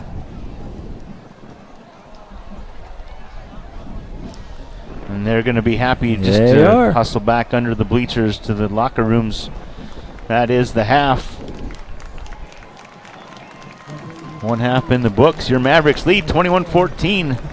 That was a heck of a first half, y'all. That was a lot of fun to call, and I'm so glad y'all were tuning into it. Again, just Trey mentioned, Cedar Ridge will have the football to start the third quarter, but right now we are at the half, and here come those elementary kids back on the field. Yeah. And their little pink pom-poms. That's right. October, Breast Cancer Awareness Month. Look who's running out on the field as well here to our left. It is the McNeil Maverick Marching Band. They're not just running, they're sprinting on the field. That's impressive. Look at the sousaphones. They're sprinting. tubas are sprinting. That's just not fair. We just said the same thing. Did you know that? No, you said something else, didn't you? Sousaphone. Oh, is that what a tuba is? Yeah, the big ones with the Oh. curved bell, yeah. You John Philip Sousa, the marching band guy. Are you familiar? You're No. a music dude. No, No? Okay. no. Marching bands are nerds. The maestro. That's not true, everybody. that was just a straight up joke, trying to deflect from the fact that I did not know that a tuba was a sousaphone. Sousaphone. Sousaphone. My high school band director literally had a 10 by 12 painting of John Philip Sousa in our band room. It was the biggest thing I ever seen. But the funny part is we did not have sousaphones. We just had tubas. So I was mentioning big shout out for the pink pom poms for breast cancer awareness month. All 3 of my aunts have gone through that and survived it, and so very, very grateful for that, and appreciative of getting that awareness out there, because it's really important. And without further ado, here is Michael Rose to call the marching band at halftime. Ladies and gentlemen, your McNeil Maverick Marching Band.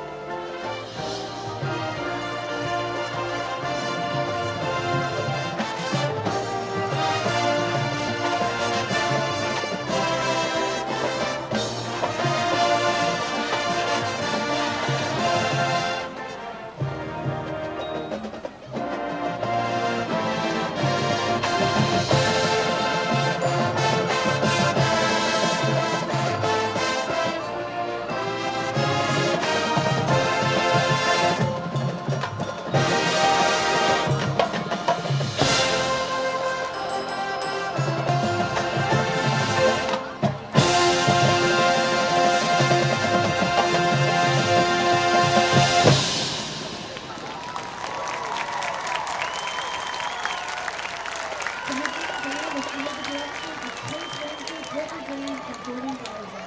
Color Guard Director is Ryan Bentley.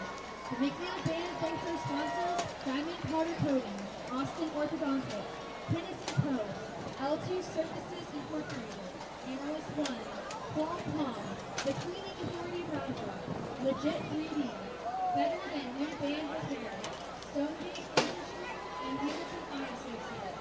We also wish to see you train and look for the upcoming competition season. Ladies and gentlemen, the McNeil Maverick Marching Band.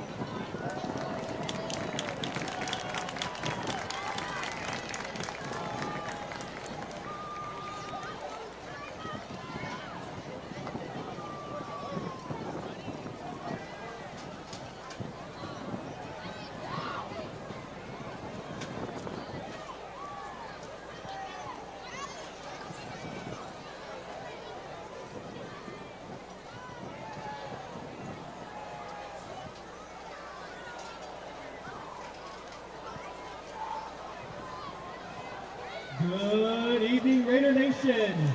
On behalf of Cedar Ridge High School and the Round Rock Independent School District, we are proud to present your 2022 National Champions in the Crown Jewels of Cedar Ridge. We now invite you into the realm of royalty. Line officers are Major Haley Zaccaro, Major Audrey Budman, Lieutenant Colonel Gianna Santoro, and your Colonel Blair Hudson. Social officers are Leighton Treese, Giselle Galan, Kalani Ubu Stevens, Vice President Waverly Crowder, and President Madeline Tijerina. Royalty Honor of the Week is Janice Harris, and Officer's Choice is Kaya McCurder. Our two-time overall grand champion royalty dance team will now perform a hip-hop routine to a mix of songs from pop icon Usher.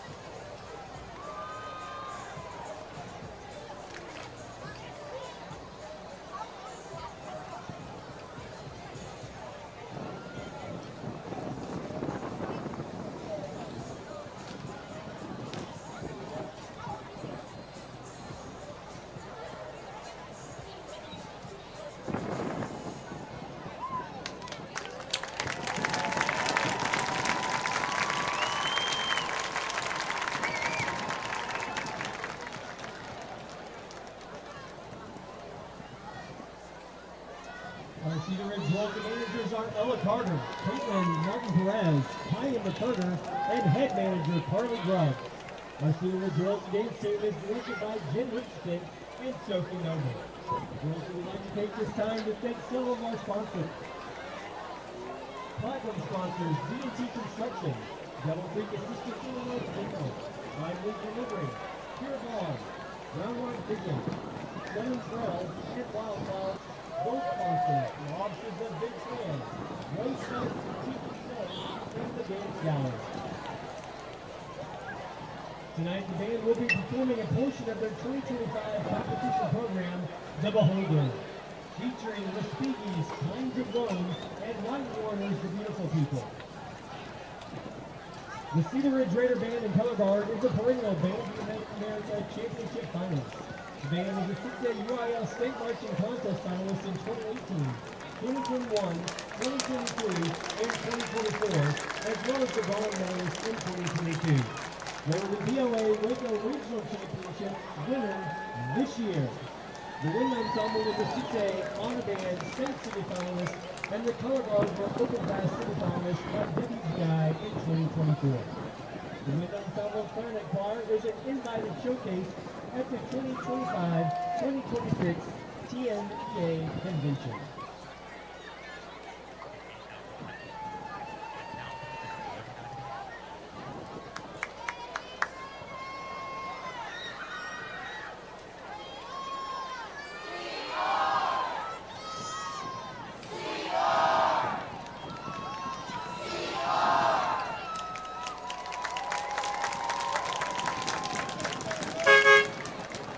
And now, under the field direction of Lewis Hatton, Romeo Losavilla, and Ashland Moore, our mighty Cedar Ridge Raider Band.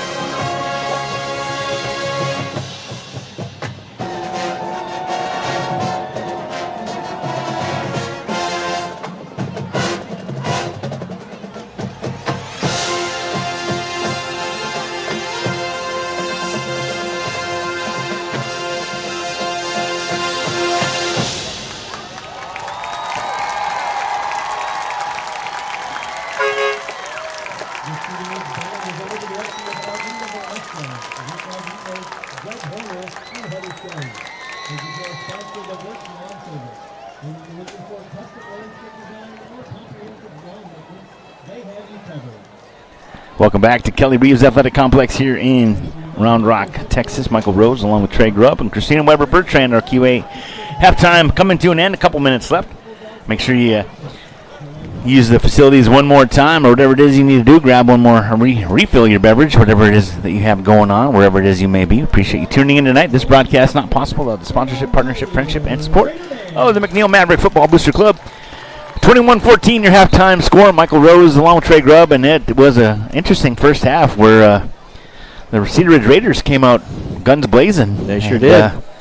It took to the end of the first half, and your Mavericks got a 7-point lead. Well, we've talked about it all year. One of the reasons why they're in a position to be district champs is they're very resilient. Things happen to them, and they're able to overcome it. Really, the only game they weren't able to do that was Round Rock, and but since then, they really have been able to overcome adversity. Something goes wrong, they get an interception, they turn that into a 3-and-out, and then they turn that into a drive for a touchdown. They've just done a really good job of moving on to the next play. And here they come out on the field with their sign that says Savams. Savam. I was wondering if you would say that too. Now, when they come back, though, it'll say Mavs. Yeah. And they're the Cedar Ridge Raiders. Wait, here it comes. Oh, no, they took him down. Oh. Well, they are doing it for the Maverick fans over there. That's right. My son listened in a little bit to the first half, says hi. Says, keep doing your thing, Dad. Right on. Yeah. Thanks, Dylan. Even though I'm not your dad. Appreciate that, son.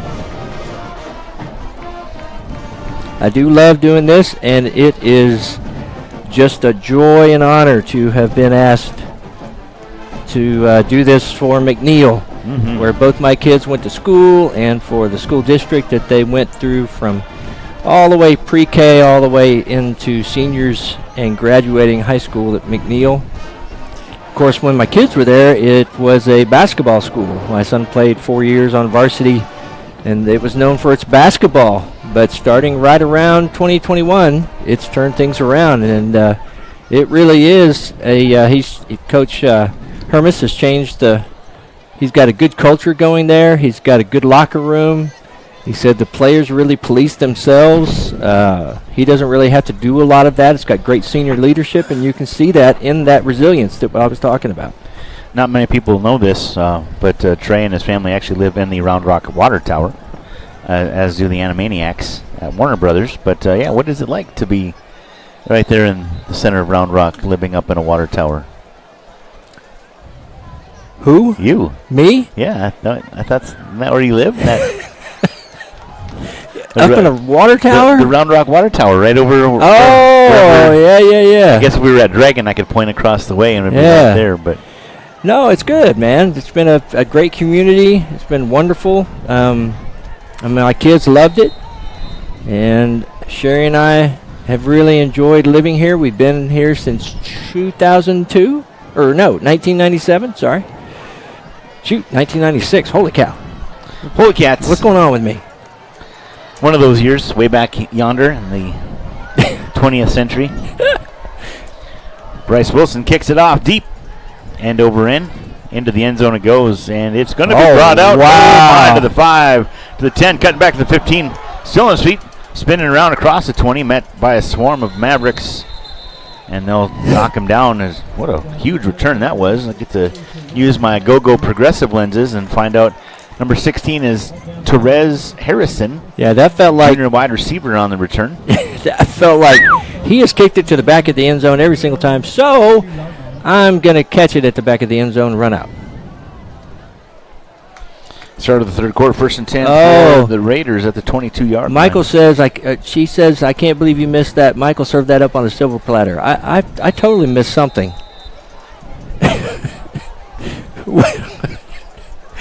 She's still laughing, she says. And I don't know. I missed something. I think I was thinking about my son. Who knows? Handoff right up the middle. Big hole for the Raiders. Pushing the pile up across the 25 to the 31-yard line. Oh, my goodness. Should we do that joke again at some time? We'll try. All right, thanks. See, that goes to prove what a professional Christina is. Yes. She is not missing a beat tonight. Quick play, again, the edge up across the 40 to the 41-yard line. And they haven't called holding once in this game. A gain of 10 on the carry. It was 2nd down and 1, and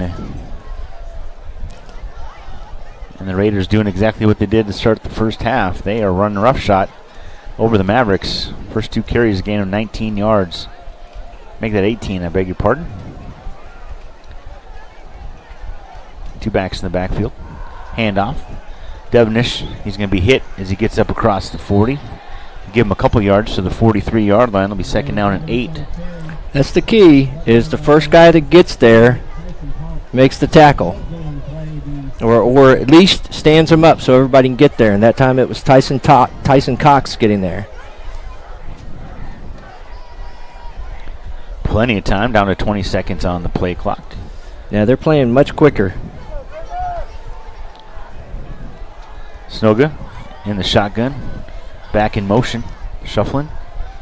It's an RPO and it's a keeper for Snogo, and he'll get up across the 45. Good gain on 2nd down up to the 48-yard line. It'll be 3rd and 3. Yeah, he held that for as long as he possibly could. Gain of 5 for the quarterback. Again, apologize everybody for my allergies. Doing a little hums into the microphone.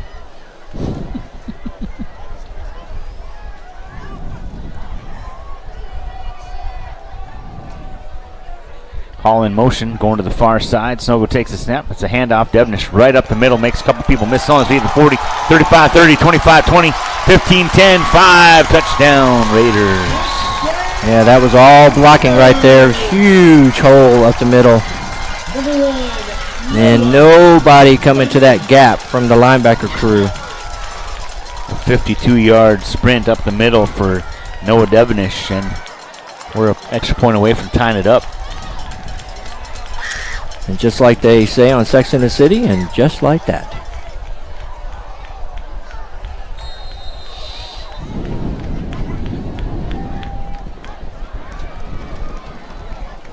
Togus out for the extra point. Snap, spot, kick on the way. It is good. 21 all. 9:53 to go here in the 3rd quarter.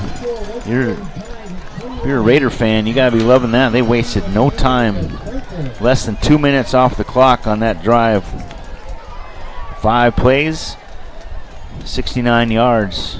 Yeah, McNeil's going to have to try to figure something out about that. They were really manhandled at the defensive line there. It's one of the things that makes it so critical that they scored right before half, since Cedar Ridge was going to get the ball to begin the second half.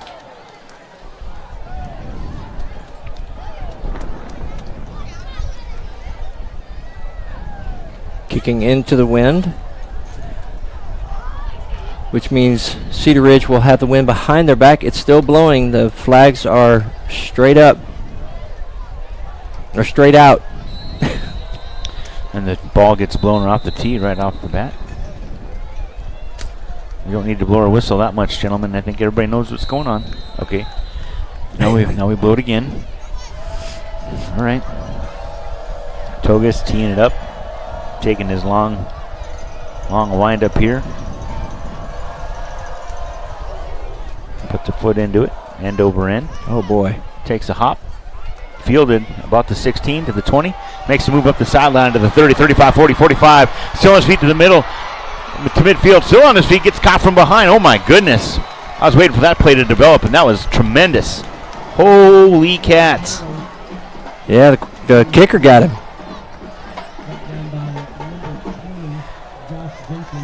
Yeah, I almost said he should have let that go out of bounds.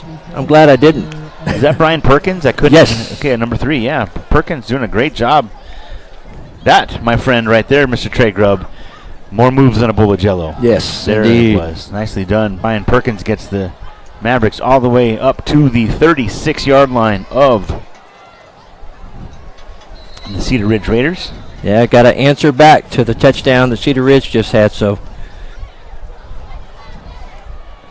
Two Gotta make this receivers. count. Sorry, Michael. No worries. Two receivers near side. Gary takes his direct snap. He'll take off running right up the middle over to the left side. Makes one player miss all the way down. Still. He ran over his own guy, too. He did. Bull rush all the way down Yeah. to the, looks to be 27-yard line. Gain of 9 on the carry for Gary. Another move right up the middle. Nice job getting assistance from the offensive line, pushing the pile all the way down across the 20 to the 19-yard line. Gain of 8 on the carry. Nice job. Quickly on the ball. Gary once again not wasting any time or wasting many steps.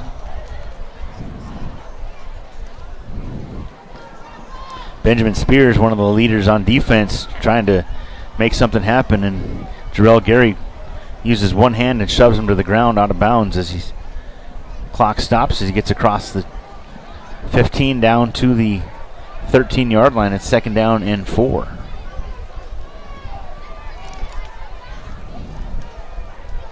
Zylan Hall in the backfield along with Jarrell backfield. Actually, Zach Christie at tight end. And Wheatley there, the out back. Yeah, right down behind. to 5. Snap, Gary. Cuts back inside, right up the middle, pushes the pile down inside the 5. 1st and goal for the Mavericks, down to the 3-yard line. Jarrell Gary, oh my gosh. A gain of 10 and 1st and goal. He's had every carry, right? Yes, sir. Let's go. Right back on the ball. Snap, Gary. Lowers his shoulder. Won't get there, but gets a couple. Down to about the 1.5-2-yard line. A gain of a yard on the carry. 2nd and goal. And this is where you would love for him to get the touchdown, but it's also a great opportunity to do a little misdirection. Kelvin Cervini comes out at quarterback. Jarrell Gary splits wide to the top of the screen. 20 seconds on the play clock. They break the huddle. Brian Perkins split near side. Snap. Handoff Taylor. Taylor cuts back to the right side, gets stopped right at the goal line. It'll be 3rd and goal, and this time about the half-yard line. Quickly back on the ball, Cervini with Taylor to his right. Handoff Taylor, lowers his shoulder, pushes the pile. Did he get enough, or did he get stopped?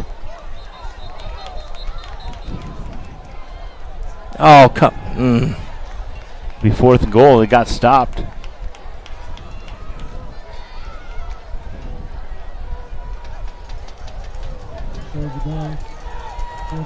Yeah, I think doing this from the shotgun is just so risky. Jarrell Gary will go under center now. Snap, jumps over the top, leans forward, ball crosses the goal line. Touchdown, Mavericks. Jarrell Gary does a little jump hop from a yard out, and it is another 6 on the board for the Mavericks. They retake the lead on a very short field.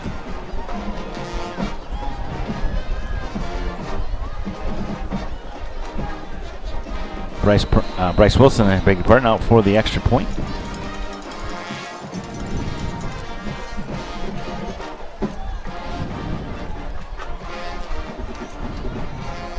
Snap, spot, kick is up. It is good. And again, this has happened all year where someone goes flying into Christie. I just don't understand why that never gets called. You can have running into kicker, but I guess you can't run into the holder? I don't understand that either. 7:28 to go in this 3rd quarter. Mavericks back on top, 28-21. 6 yards. All but 2 of those plays were by Jarrell Gary. Yep. And the Mavericks back on top. Yeah, and you'd like to see a stop here.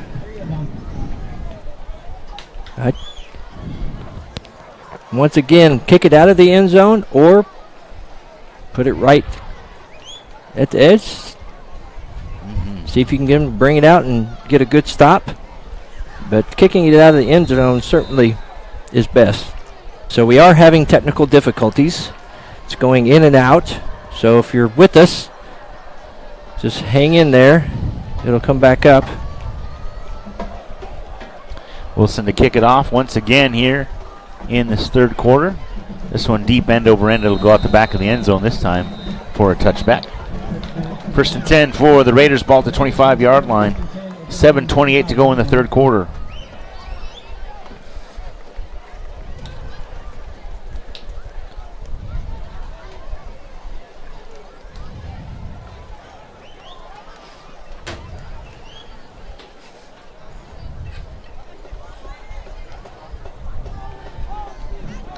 Snoga and company coming back out on the field.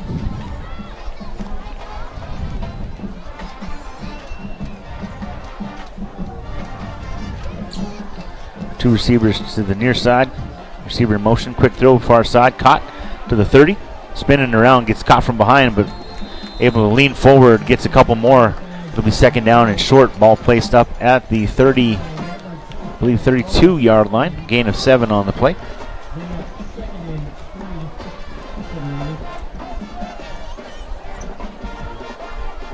Cedar Ridge going up tempo as well. Two receivers near side. Two backs in the backfield. Snoga takes a snap, but a handoff right up the middle.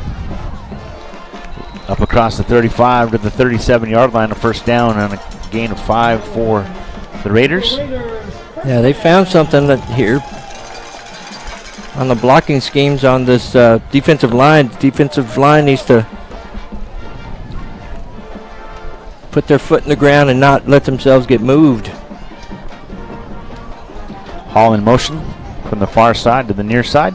Snoga handoff into the teeth of the defense, but gets a couple up to the 40-yard line, at least right on the doorstep.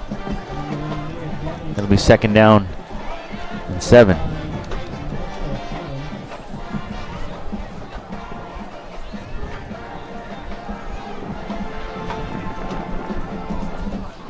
Raiders back on the ball again. Noah Devonish and Dylan Snoga in the backfield. Receiver in motion coming near side. Quick throw on the bubble screen. It's a give and go. Wide open upfield. Caught at the 35 to the 30. Tackled from behind. Nice razzle dazzle there for the Raiders on the. That's Carter Copeland. Porter Copeland, I should say, junior wide receiver. Went to Forest Creek Elementary and Ridgeview Middle School, in case you were wondering. First and 10 for the Raiders, ball up at the 27-yard line. Yeah, they're just getting through to that second line and up into the defensive backs every single time. Gain of 6. That was a 33-yard pitch and catch right there, and now quickly on the ball again, and this time nothing going. Gets a yard up to the 20 on that carry. And linebackers are having to make a lot of plays here.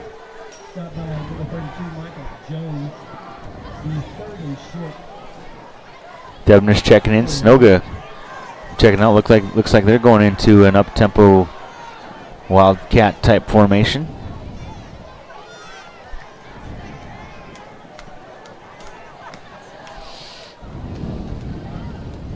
Cedar Ridge's substitution allows for McNeil's substitution. Snap directly to Hall. Hall spins out of one tackle, still on his feet. 5, touchdown. Oh my goodness, Christian Hall, a little razzle dazzle, 20-yard keeper, spins out of a couple tackles, and the touchdown is an extra point away from tying it back up here in the third quarter. My gracious. Yeah, just a missed tackle there. That's a big dude to have to bring down. Got to hit him pretty low to get to him.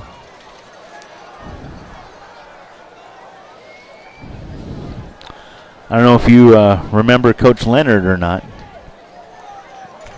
They're the offensive coordinator for the Raiders. Extra point is good. We're tied up again at 28 apiece, but Matt Leonard was the Hutto Hippo offensive coordinator last year. Ah. Here at Cedar Ridge now. He's had several big big calls tonight that have caught the Mavericks off guard. And definitely came up with something at halftime that either just something new or they're blocking better, because the running backs are getting 3 out of 4 runs. They're getting into the secondary every time. And we've seen this before with the Mavericks, where the defense just kind of gets hit in the mouth, and they keep getting back up, and then they get hit in the mouth again, and they get back up, and one of these times they got to make a stand.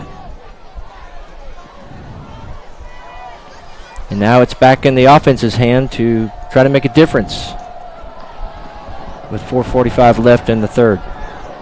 Togus a little onside kick. It's off the chest. Ball's loose. Picked up by the Mavericks. Oh, what a lucky break. Holy cow. Great job by the Cedar Ridge Raiders trying to catch them off guard. Number 14, DJ Vasquez, comes up with that loose ball for the Mavericks, and they maintain possession. I almost thought that looked like he kicked it. Yeah. But maybe he really did try to kick it. Yeah, he did. The special teams coach goes up and gives him 5. So that was definitely an onside kick. And we just got really fortunate. Ball bounced in the right hands.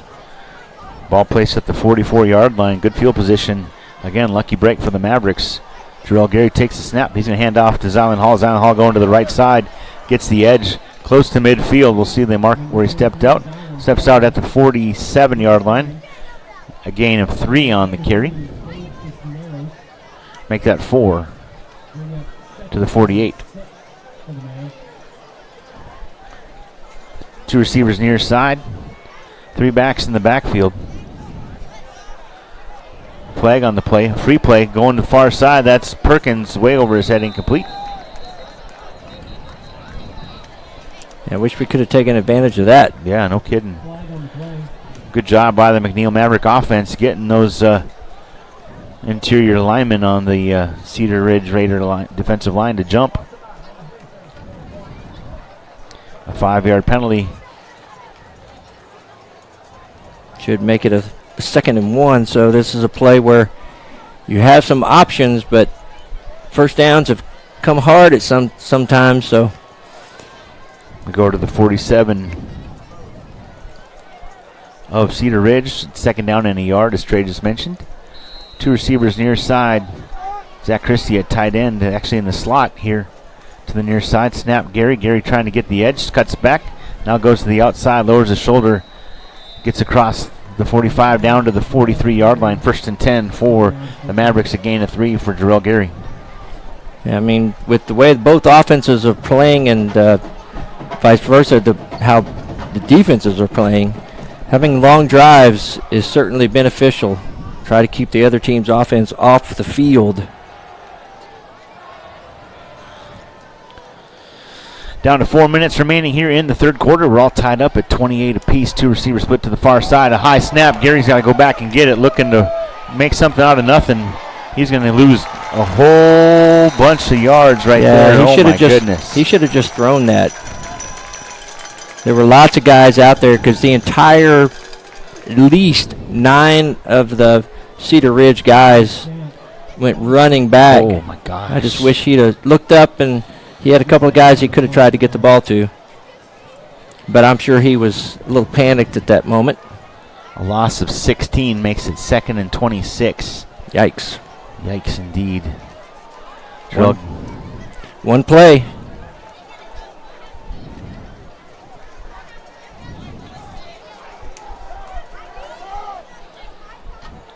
Actually hand off to Hall. Hall trying to get the edge. Gets to the 50, the 45, 40, 35, 30, 25, 20, 15, 10, 5. Touchdown Mavericks.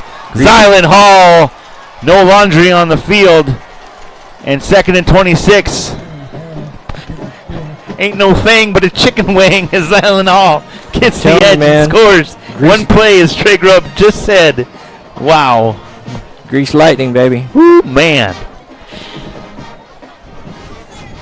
59-yard scamper for Zylan Hall around the right side. I don't mind being a broken record when we say all that stuff. Bryce Wilson out for the extra point. baby. Snap spot kick on the way. It's good. 35-28 with 2:57 to go here in quarter number 3. Michael Rose along with Trey Grubb, our QA, back at the studio tonight. That's Christina Weber-Bertrand. We thank Cedar McCat, Merle Bertrand, and Garrett Dushek are friends with Vype Media. And, of course, this broadcast is not possible without the sponsorship, partnership, friendship, and support of the McNeil Maverick. That's right, McNeil Maverick Football Booster Club. Wow. Zylan Hall, man. Love it. Yeah, if he can get to the outside, he is tough to get. And one of the other things about him is you're not going to bring him down with the first guy. So if he can get to the outside and he can get by that first guy, he's gone. Ain't anybody going to catch him. The track coach is out here like, sign that dude up. Sign him up. Sign him up. He's playing track. He's going to run track. On the 2 touchdown runs that Zylan Hall has tonight, just those 2 runs, 99 yards. In about 5 seconds. 5 seconds, yeah. His first touchdown went for 40. This one went for 59. My Minnesota math tells me 99. Kick on the way. Bryce Wilson's going to put this in and out of the back of the end zone for a touchback. 1st and 10 for the Raiders. Ball at the 25-yard line. 2:57 to go here in the third quarter. And yes, everybody, I do understand that if he actually did run 100 yards in 5 seconds, that might be a world record. Usain Bolt might actually faint. He is fast, though. You know how I always love running backs that put the foot in and go north-south. That dude goes north-south in a hurry. All right, we need our defense here. We need the linebackers to hit the right gaps. We need our defense to step up here. We need to stop. Hall in motion, going to the far side. Snoga is going to fake this one. Quick throw coming near side. Throws it to his coach on the sideline. Incomplete, 2nd and 10. Nice job there by Myers, staying with his man and not getting fooled or tricked into the run. And there was nowhere to go for the Cedar Ridge quarterback. It's been a while, Michael, since they've had him in 2nd and long. There's a flag.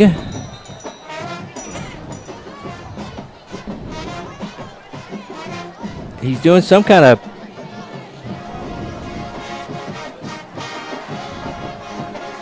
That may be against the... I don't know what that was. That was nothing. All right. And here we go. It was a warning, sideline warning. Receiver in motion. That's Hall coming near side. Snoga takes a snap. Handoff. Trying to get the edge. Devenish gets tackled by the shoelace once again. Hits the turf. Man, you saw me, right? He makes me so nervous. If he can get by that first couple of tackles, oof. And we do have a Maverick down on the field. Always hate to see that. Get this time of the season, it's tough. Everybody's banged up. Everybody's hurting a little bit. Everybody's living in the ice baths. Heard Coach Termis at the beginning of the broadcast and the interview I had with him before the game, just talking about how the defense is always putting up with some dings and stuff. That's speaking of Coach Hermes. That's Dagan Hermes down on the field. He gets up and he'll hustle off the side. It's good to see.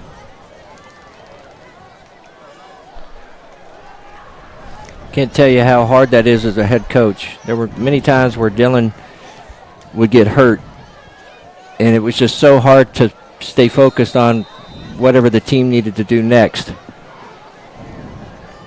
It's all you care about your boy getting up.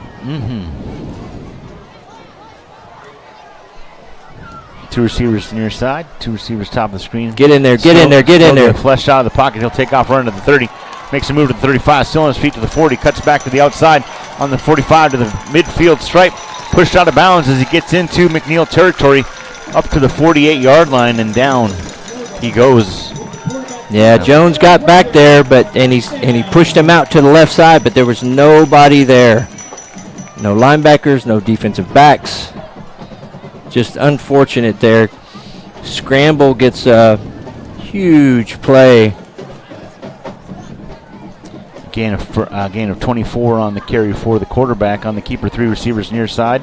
Snoga takes a snap, handoff Patterson. Patterson trying to get the edge right down from behind, but gets a yard or 2 up to the 46-yard line, 2nd and 8. Yeah, good job there by Hubbard coming across from the left-hand side, unblocked, and diving to make the tackle.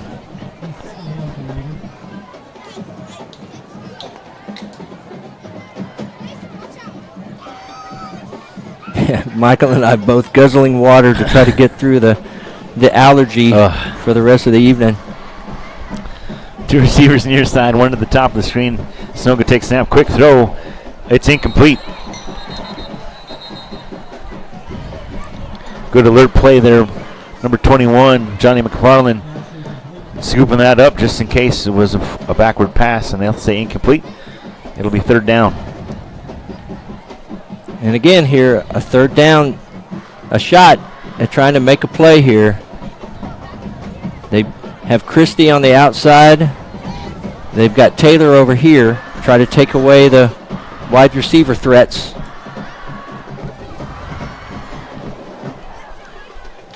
Play clock down to 6.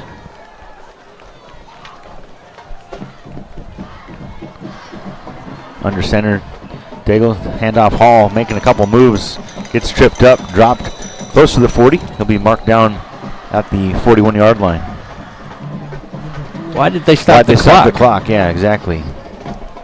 Why did he stop the clock? It wasn't a 1st down.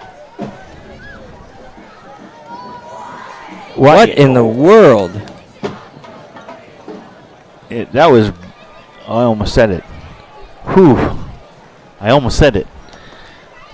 Oh my goodness. What? That's so frustrating. Clock down to I don't think anybody was injured. No. I don't think.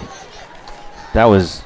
Got to play 4 here. Got to play 4. You know where they're going. You know where they're going. That's a hold. The edge. Tackle from. Oh, no. They have not called a single hold all night. Hall gets around the edge. Down to the 37-yard line and a 1st down. Dadgummit.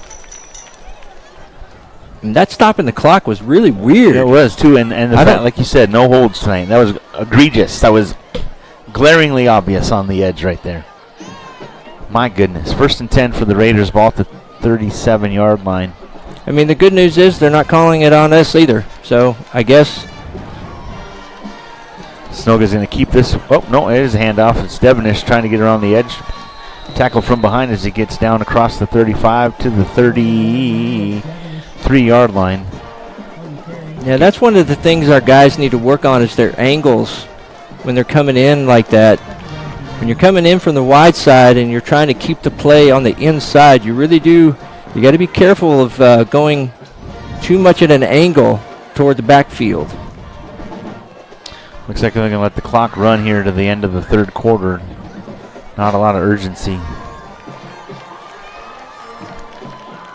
Well, they haven't even started the play clock. They did, but they shut it. They went and reset it because it wasn't in. It was off. So. Well, there you go. Throw up 4 fingers. End of the 3rd quarter. Just like at the end of the half. End of the 1st half, I should say. Your Mavericks lead by a touchdown, 35-28 this time.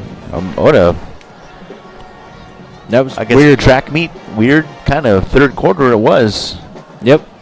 Every possession in the 3rd quarter resulted in a touchdown. Starting off with the Raiders. Yeah, no, it's really going to come down to which defense makes a stop.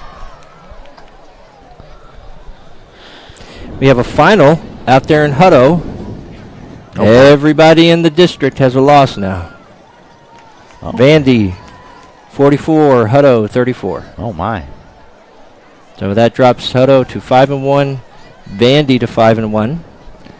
And if McNeil can keep this lead when there's 000s up there, they will also be 5-1.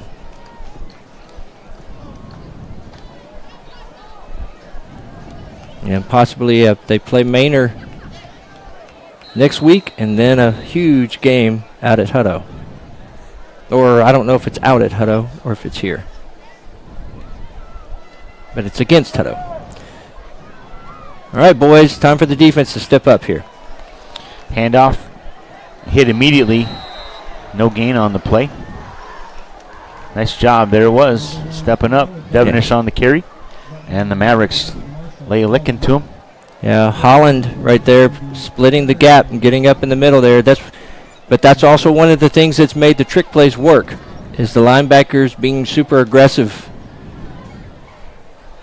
Got to be careful here. Got to watch got to watch Hall. Trips to the far side. Hall coming in motion near side. It's a little bubble screen handoff and the jet sweep coming near side, trying to get the edge, run up, making a couple people miss, pushing the pile. Holy cow! Come on, y'all, tackle! That's what I'm saying. Is you gotta pay attention to him.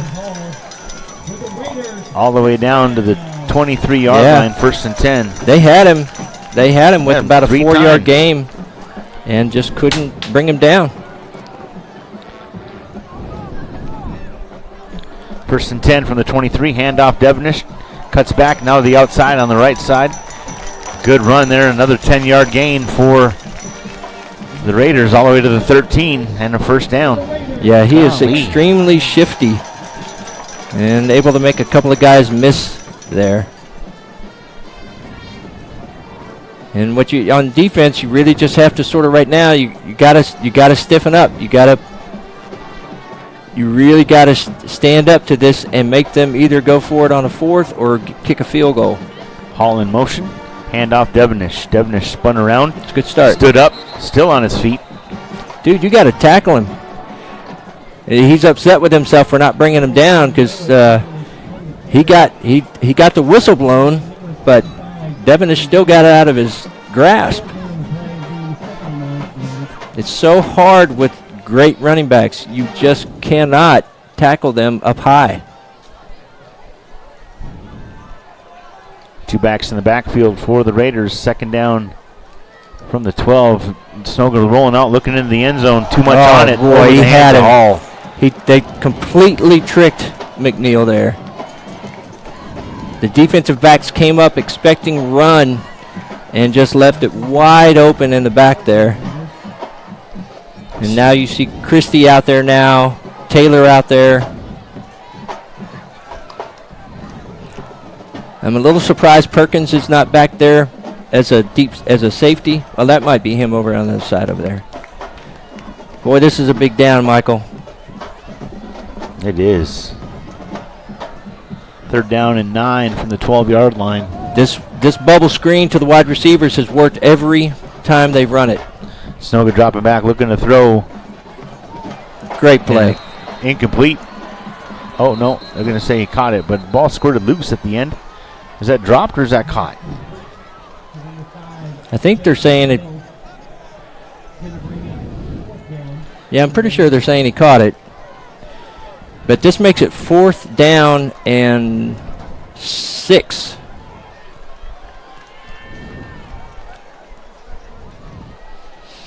Yeah, they're going to let this go down and call a timeout just because this is a big decision here by the coaching staff for Cedar Ridge.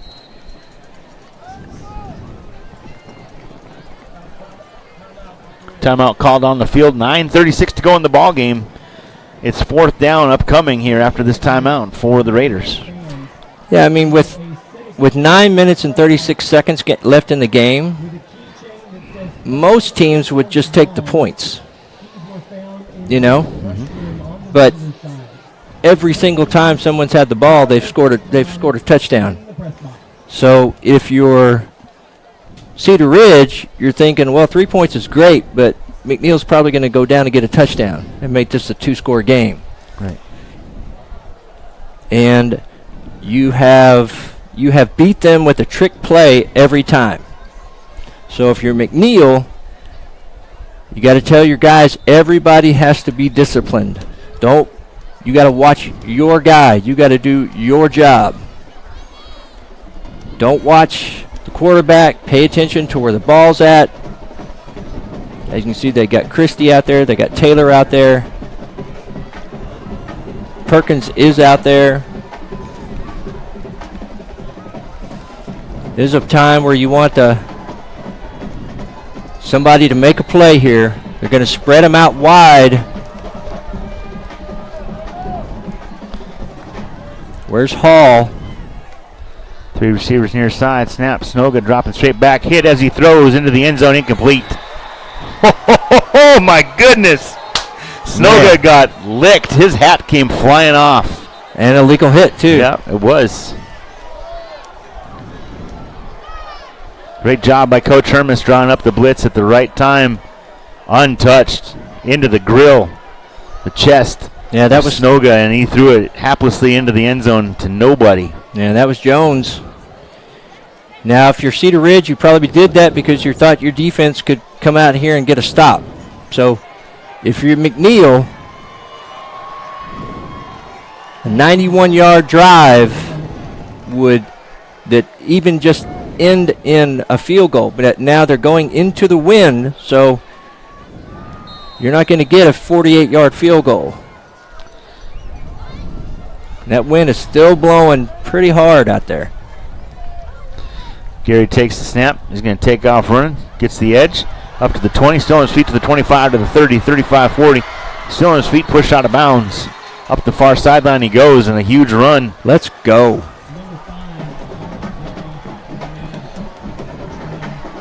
Great blocking there by his fellow running backs in the backfield.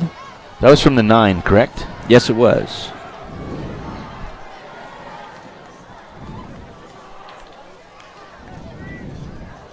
And he did go out of bounds, so clock stops. Gary ran that all the way up to the 46-yard line. Gain of 35 on the carry. Taylor spinning out of one tackle, gets a couple yards. Time will go off the clock as we move forward here. Ball placed up at the 48.5-yard line. And Taylor, there's been a couple of times in the last couple of games where he's toward the end has given up the ball, and you can see him now.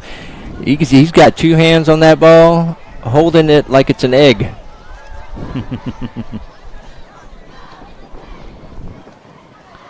Play clock down to 10 seconds. Hall, Taylor, and Gary in the backfield. Gary direct snap coming near side, trying to get the edge. Ooh, awkwardly brought down from behind.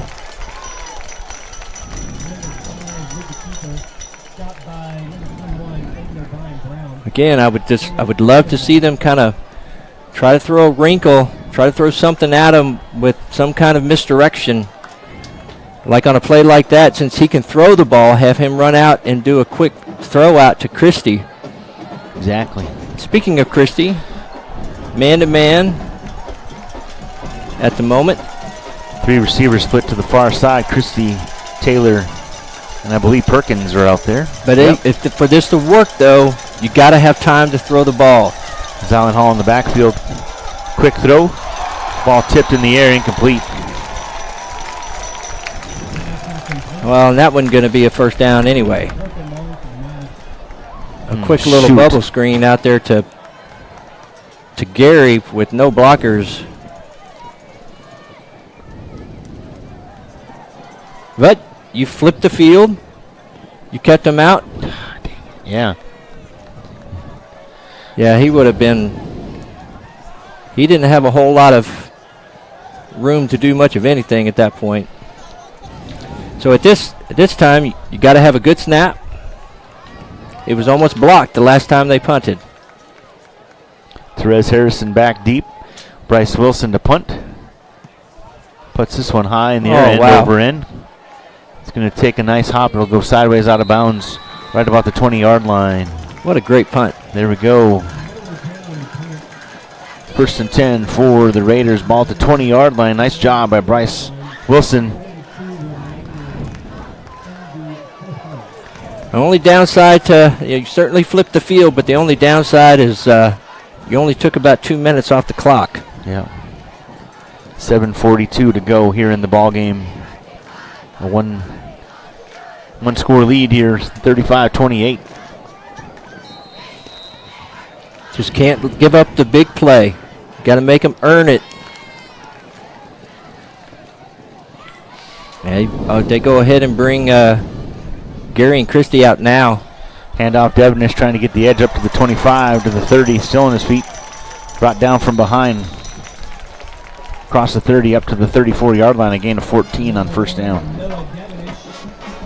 Watch the defensive backs there, and as soon as he's getting the ball, they're still kind of playing with their wide receiver.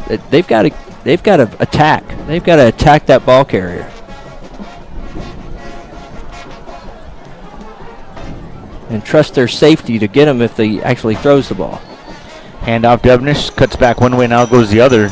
Good read, nice block there on the edge. Devenish up across midfield, still on his feet. Gets forced out of bounds as he gets close to the 40-yard line. They'll mark him out at the 45, however. Yeah, that's just a That's a great individual play right there. A gain of 21 on the carry for Noah Devenish, and they're into McNeil territory within a matter of seconds. Good night, guys. Come on, let's go. Well, that's an example of why he's a running back and why Hubbard is a defensive lineman.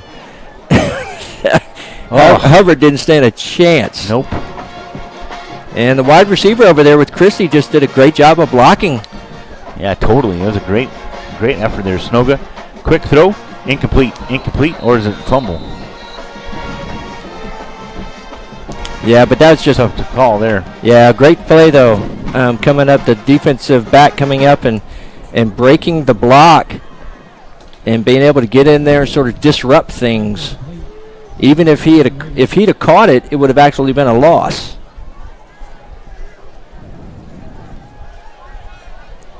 Play clock down to 15 seconds, 1-5. See if they dial up another blitz here. Got to pay attention here that Hall is all the way down here. Snoga handoff to Patterson. Patterson tackled almost immediately, gets across the 45 down to the 43-yard line. Third down and 8. And that's Hubbard's more. That's more Hubbard's speed. Yeah, he can handle that. Good job, Hubbard, coming across there, coming down the line like he's done many times tonight, and unblocked, and taking advantage of them kind of letting him run free and his speed just down that line. Big third down here.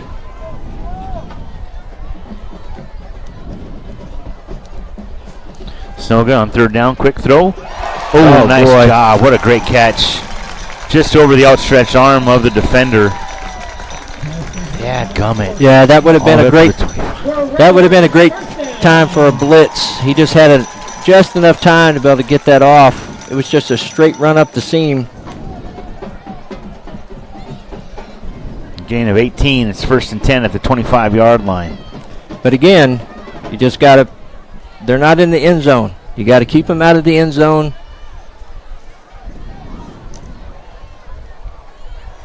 If they're going to score, they've got to earn it. Move on to this next play, see if we can be aggressive. Looks like we're coming at it. Quick throw far side, ball tipped, incomplete. In and out of the hands of the receiver. That'll help us. 2nd and 10 from the 25. I'm sure Hall will come back out there now. And right on cue. Yeah, poor 18. His one chance to catch the ball. Doesn't catch it, he's got to come back out. Or 16. I would certainly have all eyes on number 1 and number 4. Not many other guys have made plays tonight. So just don't let those two guys beat you. Low snap, handoff. Devenish gets around the edge on the right side. Hit as he gets across the 25 down to the 22-yard line. A gain of 3. It's 3rd down. So here's the play. You can't let 1 or 4 beat you. Those are the guys that have made plays all night. And you got to have somebody ready for quarterback to run. And movement on the right side. Yeah, they got him with all that shifting that the defense did right at the last second. I'll move him back 5. Would love to see that. Yeah, I almost wish, though, it hadn't happened because they were definitely a little discombobulated. Be nice to see that again. Just try to do some late movement there, cause a little bit of confusion. Who am I blocking now? Because before the snap, that's what the center's done. Everybody's been given their instructions, who they're going to block. If you shift that around, it makes it a little bit harder. Got to stay with them. It's no good. Quick throw, caught. A flag comes out late, though, on the near side. Holding? Caught They're by going to the be the tight first end. holding. Legal man downfield. Wow. Not holding, but a weird call. Tyler Burkett, the receiver of the junior tight end. But, yeah, as Trey just mentioned, that penalty is against Cedar Ridge, and it backs him up once again. 5 more. Poor offensive lineman. That's such a hard. I mean, that's so hard. I think it's what? 3 yards past the line of scrimmage you can't go? I don't remember, yeah. I think it's 3 or 2. I mean, it's some small number. Like, if you just get any kind of that big body moving, it's hard to stop it. 3rd down and longer now. Ball at the 33-yard line. Ooh, that's Snoga looking to throw here on 3rd down. Flushed out of the pocket. Rolling out to his right. Throws off that back foot into traffic. almost Incomplete. Oh, Yeah, man. good coverage downfield. Brings up 4th down.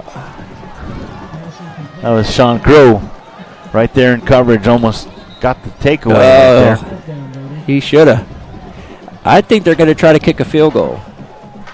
Yeah, here comes Togus, number 31, the kicker out on the field. It'll be, looks like a 50-yarder. Yep. I'd be prepared. Well, I would not be prepared for a fake. Might be prepared for a pooch. But he was kicking from this far in warm-ups. And he was making them, so.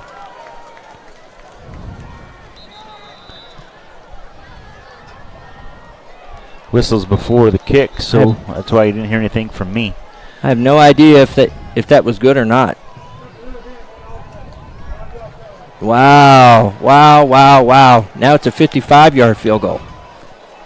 You kidding me? I'm down with watching somebody try to kick a 55-yard field goal. Go for it, young man. I have no idea if he made that, though. I forgot to watch, too. I was like, no, it doesn't matter. Well, it's hard to tell from up here. Oh, yeah. But, I mean, I just You thought. gotta have eagle eyes like Mr. Michael does. Yeah, like progressive lenses over here. Cooper Togus. Now they're going to. What? So they now waived off the delay of game. They gave him a timeout, evidently. Well, they sure I did. don't know. No, you're right. They did. Snap, spot kick on the way. It is long enough. It is good. Wow. A 50-yarder for number 31. And they did Togus. not give him a timeout. The timeout they took was earlier on that 4th down play. So I don't know what happened there. I don't know. I guess they decided that the play clock wasn't running. Yeah, you can see Coach Hermes out there asking what's up with What that. in the tarnation? So, with 4:35 to go, Oh, man. number 31 gives them the 31st point. It's 31-35. Your Mavericks on top. Oh, boy. And we saw an onside kick just a little bit ago. Uh-oh.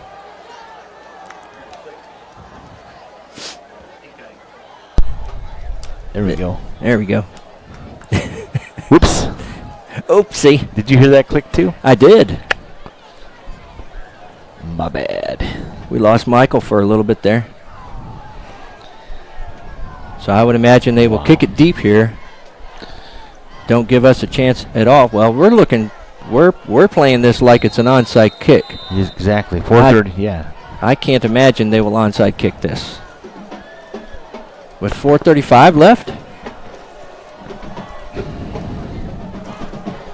Kicks it deep, end over end, going out the back of the end zone. 1st and 10 for the Mavericks at the 25-yard line with 4:35 to go. Now that is a little bit surprising, though.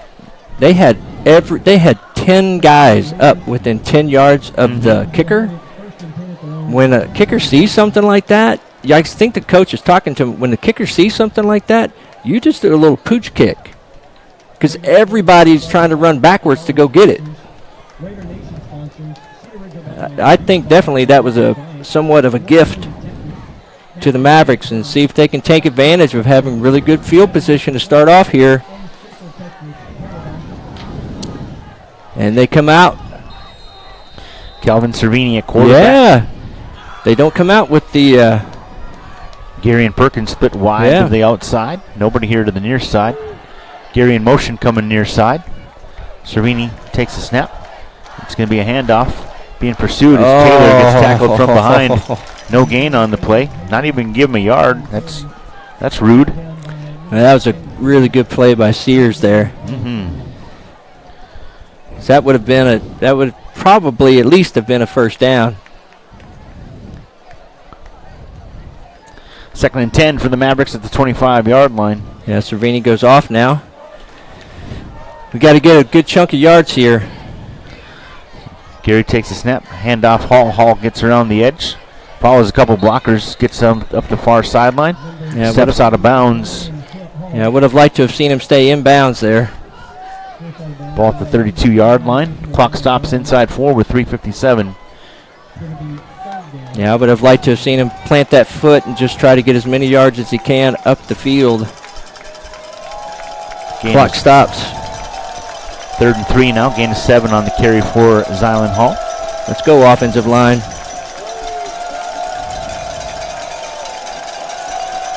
Gary takes a snap. He's going to take this one himself. Lowers his shoulder, pushes the pile, gets just enough up to the 35 for the first down. Does. Needed 3, got 3. 1st and 10 for the Mavericks. Clock continues to run. Actually, it'll stop with the first down marker. And then it'll get set, and there it goes again. 3:52 to go. You got to let this wind all the way down, fellas. Not all the way, because then the defense will actually know. 3rd quarter, Liberty Hill 51, McCallum 0. Remember it was 8-0? Yep. Westwood 35, Stony Point 7 in the 4th quarter in both games. Hand off to Taylor. Taylor stutter steps, loses a yard, I believe. Nope, no gain. Yeah, back to the 35, just like the previous first down play. Yeah, he needed to cut in on the inside there. That time, Cedar Ridge did a fantastic job of staying wide and forcing him to the inside. Be nice to see them run something here to the wide side with Hall. Give him all that space to try to get to the edge. Especially with a really good blocking wide receiver over here in Christie. 2 backs in the backfield. Gary's going to take the snap. Handoff. Zylan Hall trying to race to the edge. Nice pursuit by the Raiders. Swarms him around. Tosses him out of bounds. Stops the clock. A gain of 2. Yeah. It's 3rd down and 8. From he needed to plant and just go up. That's two times where he's gone out of bounds and stopped the clock here. Clock stops at 2 minutes and 40 seconds. It's 3rd down and 8.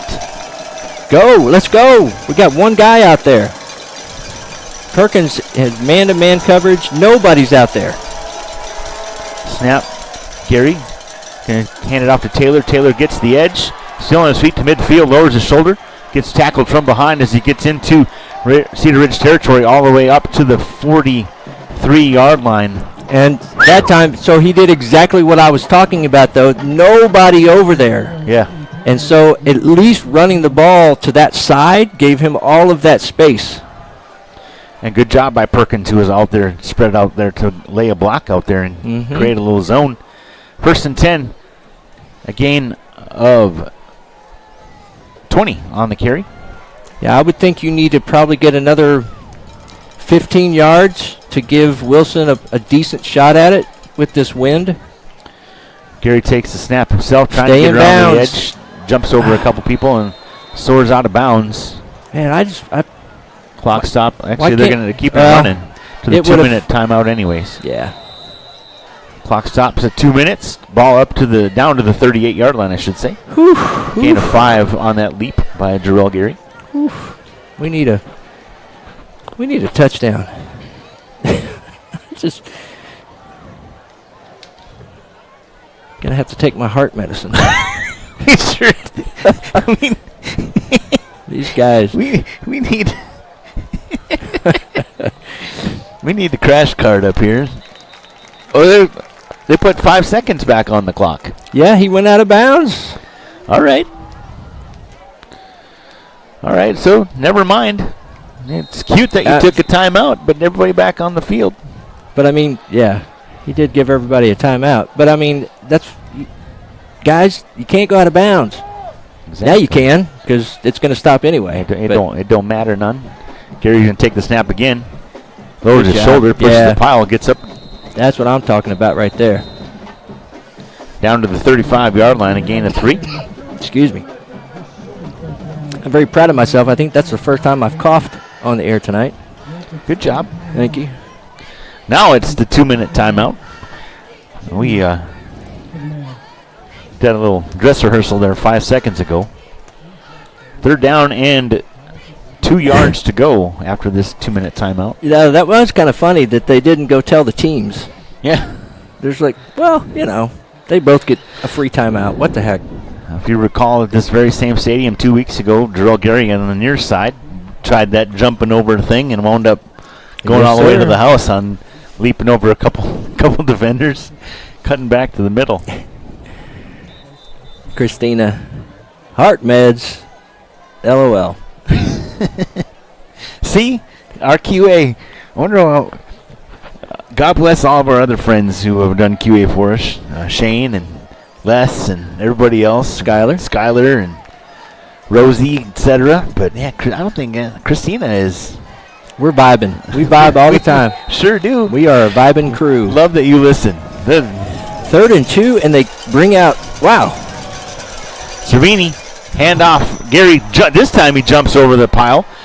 Down to the 29-yard line, 1st and 10 for the Mavericks. A gain of 6 on the carry. So they have 2 timeouts, so this is definitely not kneel down time. Why are they, take a timeout away from, Cedar there's Ridge. a hurt player. Oh, dang, man. damn it. Oh, little buddy. I'm so sorry, bud.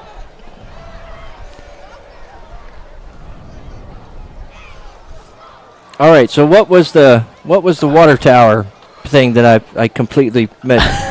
Let's rewind to that. Oh, I think Round Rock's famous for the water tower, right? Yeah. It's one of the iconic things, much Yeah. like Pflugerville's water tower, right? I thought, since you were talking about how much you love Round Rock and the school district, I just said, what's it like to live in the water tower and have, to be like right the focal point of Round Rock? Okay. All the Animaniacs. I don't know if you ever remember that cartoon. You I don't. You don't. So I would not have gotten it anyway. All right, the Animaniacs, they lived in the water tower in the Warner Brothers studio. So is that why you understood that joke? She said it was a softball. Well, maybe for her. Yes. But yeah, it's just. And then I come in and make it all serious. Oh yeah, I love living in Round Rock. Yeah. Well, 'cause you were in that vein of this is a great town, and it is. I swim. We do love you. I'm talking to Christina just for everybody out there That's to understand. Trey coughs on the air, and I just yawned. There you go. I don't know which is worse, but there you go. Well, our young man did get off the field, which is always nice to see, and they start the clock.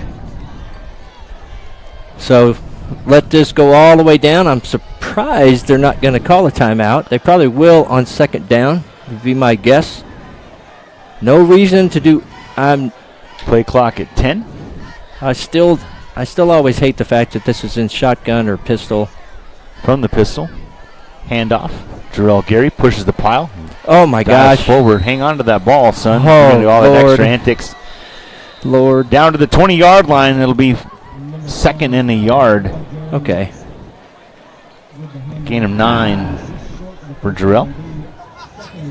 Another stoppage of the clock. This time for a timeout by Cedar Ridge. 1:24 to go in the ball game. Yeah, that certainly gave a little pitter pat to the old heart The old ticker. Ticky Tickerson. Ah, yes. Michael just handed it to you. You got to give it to him. You're correct. He did.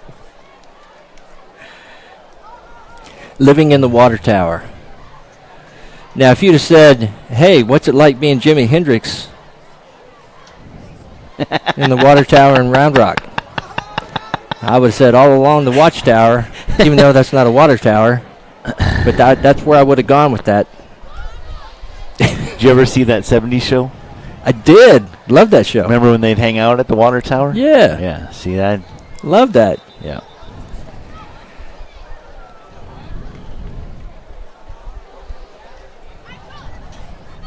Yeah, Sherry and I love that show.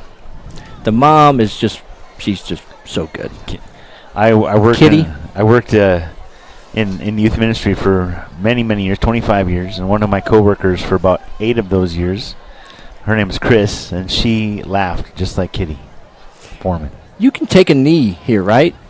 Well, no. One more timeout, then you can. Well, I think you need a first down. Yeah, they'll get it's.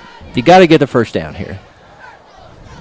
Because I don't think not you could sure. take a knee. I don't think if you didn't get it and they call timeout and it's third down, I don't think you could take a knee twice. Because as soon as you take the knee on fourth down, it's their ball. It's their ball, yeah. So I think you do have to try to get a first down here. I don't know why this is taking forever. The umpire is being tended to by the. Oh, I see. I think he fell down and went boom. So I see Christy over there talking to one of the defensive backs. It's one of the things we talk about here frequently. A lot of these kids know each other, and maybe not just through basketball, but through other sports, maybe some select sports, baseball, basketball, things like that. And a lot of them know each other. Water polo Up in the tower. Mm-hmm. Boom, right there. There See it that? is. See that, Christina? I did it. The water reference. And who will ever forget the time that Michael Rose said that the umpire went down, went boom. He got a boo-boo. He got a boo-boo. Poor guy. He got himself a little NFL Band-Aid on. So we're laughing because this is all nervous laughter, folks. We need ourselves a first down here. We need number 5 to deliver us. Oh my God. Okay. Oh my God. Are you kidding me? Hey now.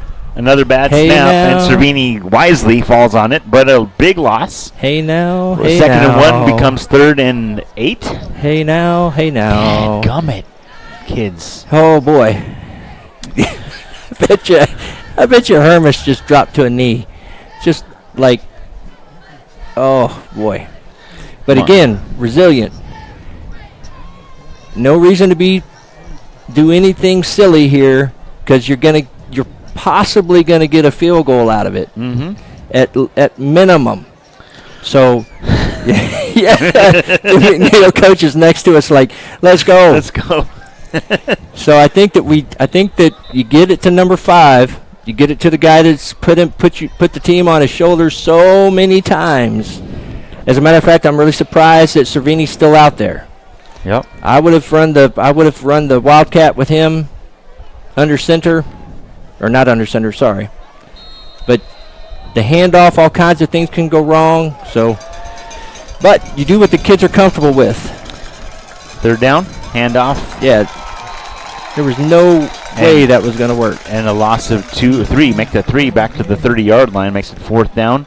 So you let this go all the way down. Call a timeout. And it's going to be about 33 seconds, something like that.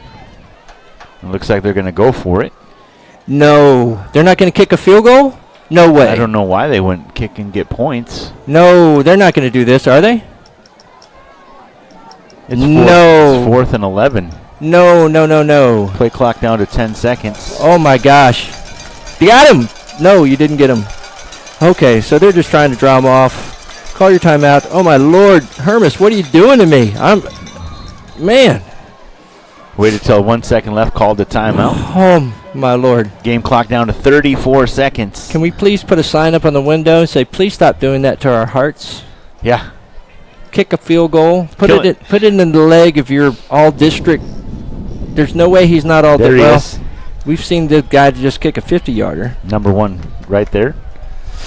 Out So- on the field. This will be a 47-yard. Ooh, into the wind. Goodness. I would probably pooch punt it, Yep. because if you miss it, they get the ball there. I think you pooch punt it. I would just run around for a few seconds. I think you pooch punt it for sure. I don't think you try to kick a field goal. I mean, he thinks he can do. Well, the flags are actually down. Interesting. Yeah, they are. They're pretty. But I think this is still too risky. I think you pooch punt it. But they're not going to pooch punt it. Come on. Come on. A 37-yard attempt. Bryce on, Wilson, Cannon. the kicker. Come on, Spot Cannon. kick on the way. It is off the upright. No good. 27 seconds to go. Wilson's kick hits the right upright and bounces off. Coaches just looked at you like, come on, man. Oh, Lord. I would not. Yeah, this is why I would have pooched it. So they have 27 seconds. They have to score a touchdown. They do. So you're going to see Christie out there. You're going to see Taylor out there. Surprised you don't see Gary. Empty backfield for You Noah need Snoga You need as many Devonish split out fast guys out there as possible. to the right. Hall here to the left. Snap. Quick throw. Caught and a hook and ladder to the 50, 40. Oh, England to the side. Knocked out of bounds with 18 seconds. Unbelievable. That's a great call. That was a beautiful play. All the way down to the 25-yard line. If I'm McNeil, I might call a timeout. Your guys have to believe that they can win this game. They should. The clock should already be running. The ball's set. You should have already started They the clock. went out of bounds. Oh, you're right. Sorry. You can. There's no reason you can't win this game. Just got to make a play. Snoga dropping back, looking to the far side. Caught, out of bounds. First and 10 up to the, I should say, down to the 13-yard line. Yeah, this makes 13 seconds. Yeah, and this makes all the pass plays work at this range. I think you got to bring heat. I think you got to blitz. You got to make him have to make a decision quickly.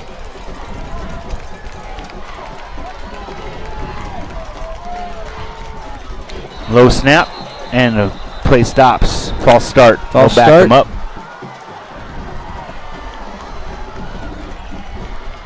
Ball goes back to the 18. First and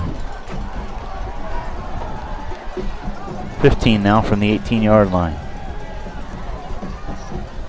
So again, the guys that have continually beat you are 1 and 4. You got to get some pressure in the backfield, and you have to get good timeout here by Coach Hermes McNeil. calls a timeout. Yeah, good timeout.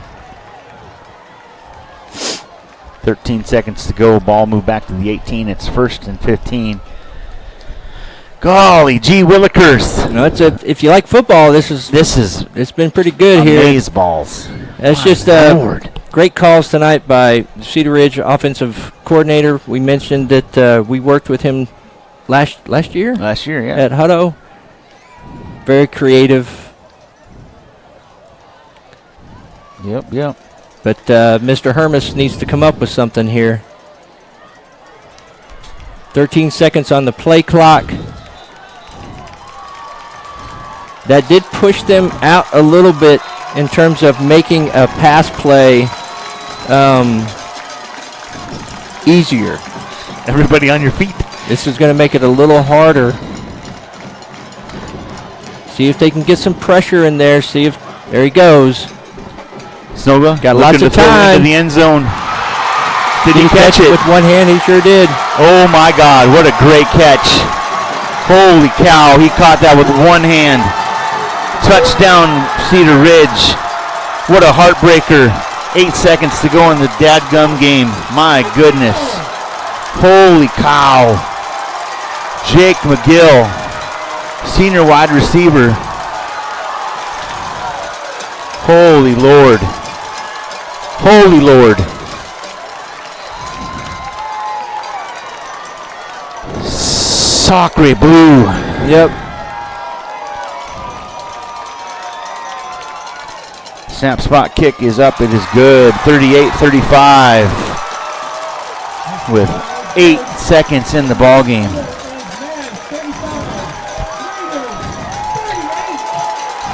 Wow. Yeah, lots. Wow, wow, wow. You know, It's a heartbreaker. obviously they know more than me, but that's I certainly would have made them try to go 90 yards. Well, when you have, But it's also a great catch. yeah. And I would imagine they'll squib this.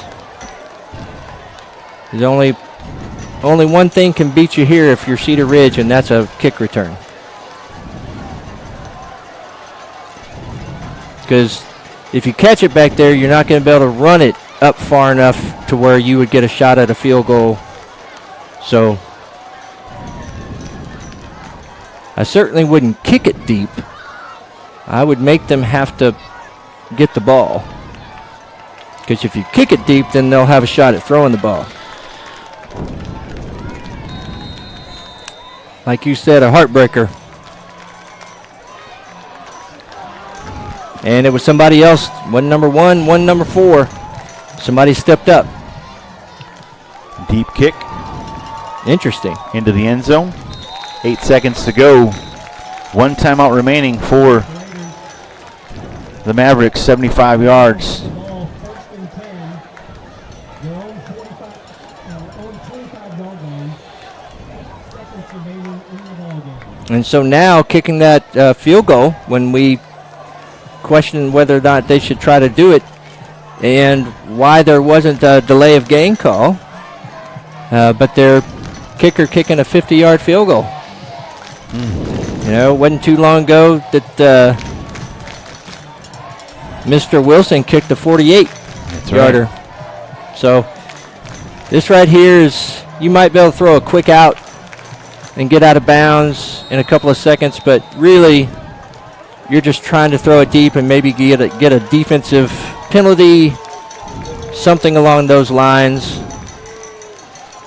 Sweeney quick throw. Caught to the 30. Stepping out of bounds. 3 seconds remaining. Yeah, I mean, that's going to make it a little interesting, but this is where that creativity that we saw, the hook and ladder that they ran, that's the kind of plays that win football games. Zach Christie at the top of the screen. Gary, Taylor, and Perkins here to the bottom. Last play of the game.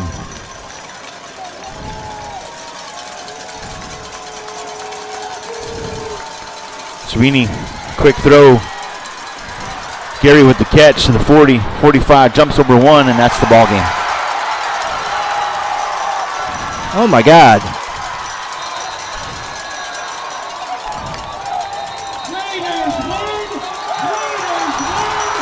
Raiders win!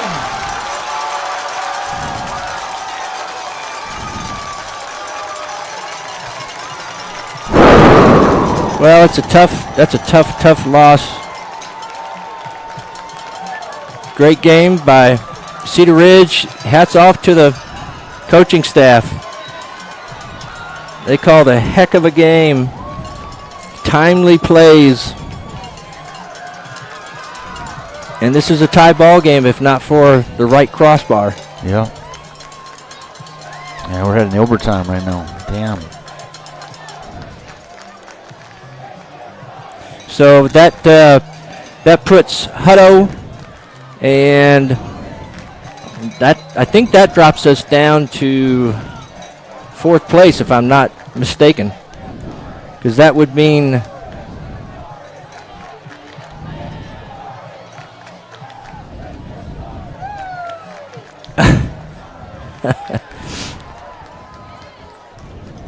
completely understand. Mm-hmm. I mean, there's when those moments come, I mean, you're putting your faith in one of your best players, Wilson, and he had the distance, had everything there, and Coach Hermes trusted him. He trusted him many other times, so no reason not to. It's a tough position, and a little bit about a foot to the left, and that would have been a field goal. Mm-hmm. That's a tough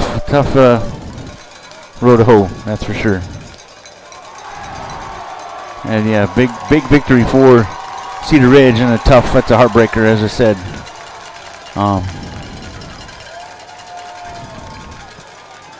But I mean, it's tough plays. Those the trick plays.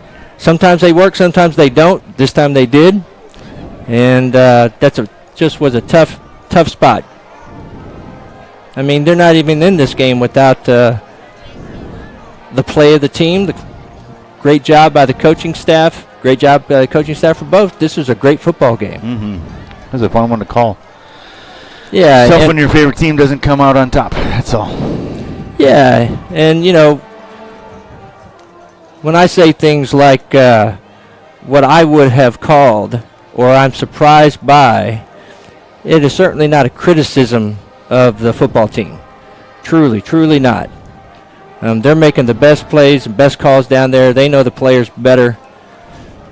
Just calling it like I see it. Yeah. But certainly wouldn't even be in this position without these kids and without a great coaching staff. And what they've done all year is they've been resilient, and they they were one play away from moving on to 5-1. Yep. So and they still control their destiny, and it's going to be a fun run regardless. It's just when you get to be where we're at and visit with coach, visit with players, visit with other folks like that, and just building relationships over time. We're human too. So, but yeah. By no means are we criticizing. We're just wishing it had been different. That's all. And yeah, we do. I wish it had been different all the way until we get back on the air on Friday. So, but it's going to be.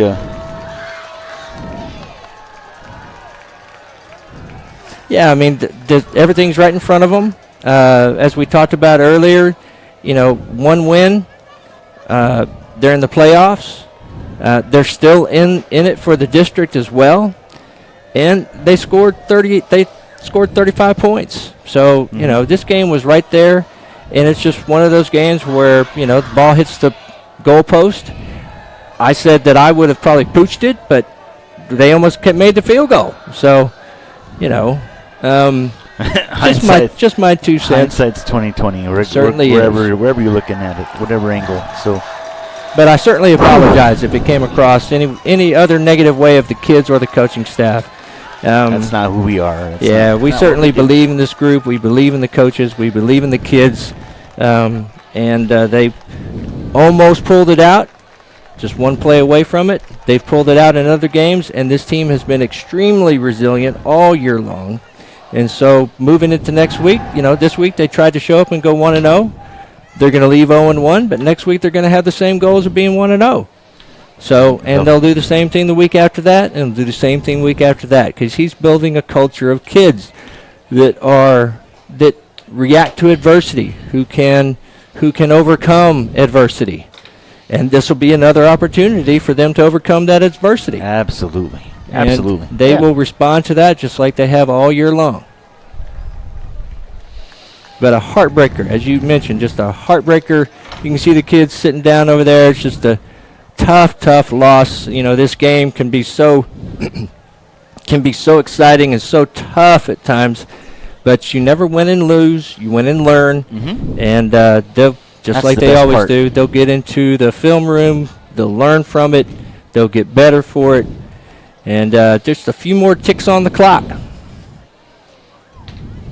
Yeah, precisely.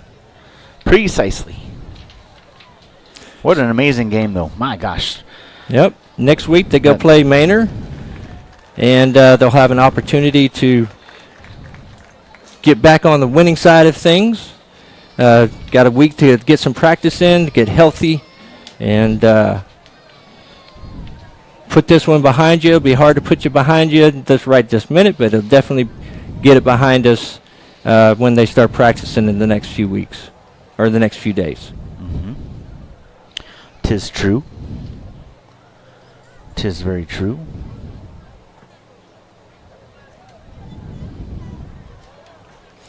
Well, and like we always want to say, you know, really good job by the kids. Taylor, once again, carrying the group, doing a lot of great things with his legs. And, I mean, good grief. You know, one of the kids that's been fantastic over the past few weeks has been Cervini. He's been coming out here, stepping up and coming out and playing quarterback. He's done a fantastic job, made some good throws tonight, and some good decision-making.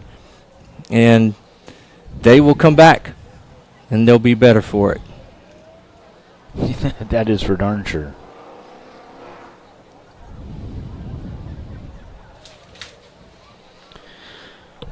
You ready to wrap it up? All right. So with that, the final score here tonight, again, 38-35, Cedar Ridge has defeated the Mavericks, and we will be on the air again next week. I was just trying to look something up. I apologize for dragging that out a little bit. Yeah, tough break once again. Appreciate everyone tuning in tonight. We will be back on the air next Friday. No more buys. Smooth sailing throughout. Again, they control their own destiny. I want to thank the Vype Media crew tonight. Derek Dushek, our CEO, the man, the myth, legend, and our guru, Mr. Merle Bertrand. Our tech superhero, the technical director, Ms. Tuna Venkat, who has been a lifeline for us, and of course our QA tonight, Christina Weber Bertrand. Thank you, Christina, for being our QA as well as our communications director. Appreciate everyone being involved. Of course, this broadcast is not possible without the sponsorship, partnership, friendship, and support of the of the McNeil Mavericks. Looking up at the scoreboard, McNeil Maverick Booster Club. We appreciate all y'all having us on board this season. For Trey Grubb, my name is Michael Rose, signing off again. Final score here tonight from the Palace on Palmer. The Raiders 38, the Mavericks 35. We'll see you all next week. Until then, have a great evening and go Mavericks.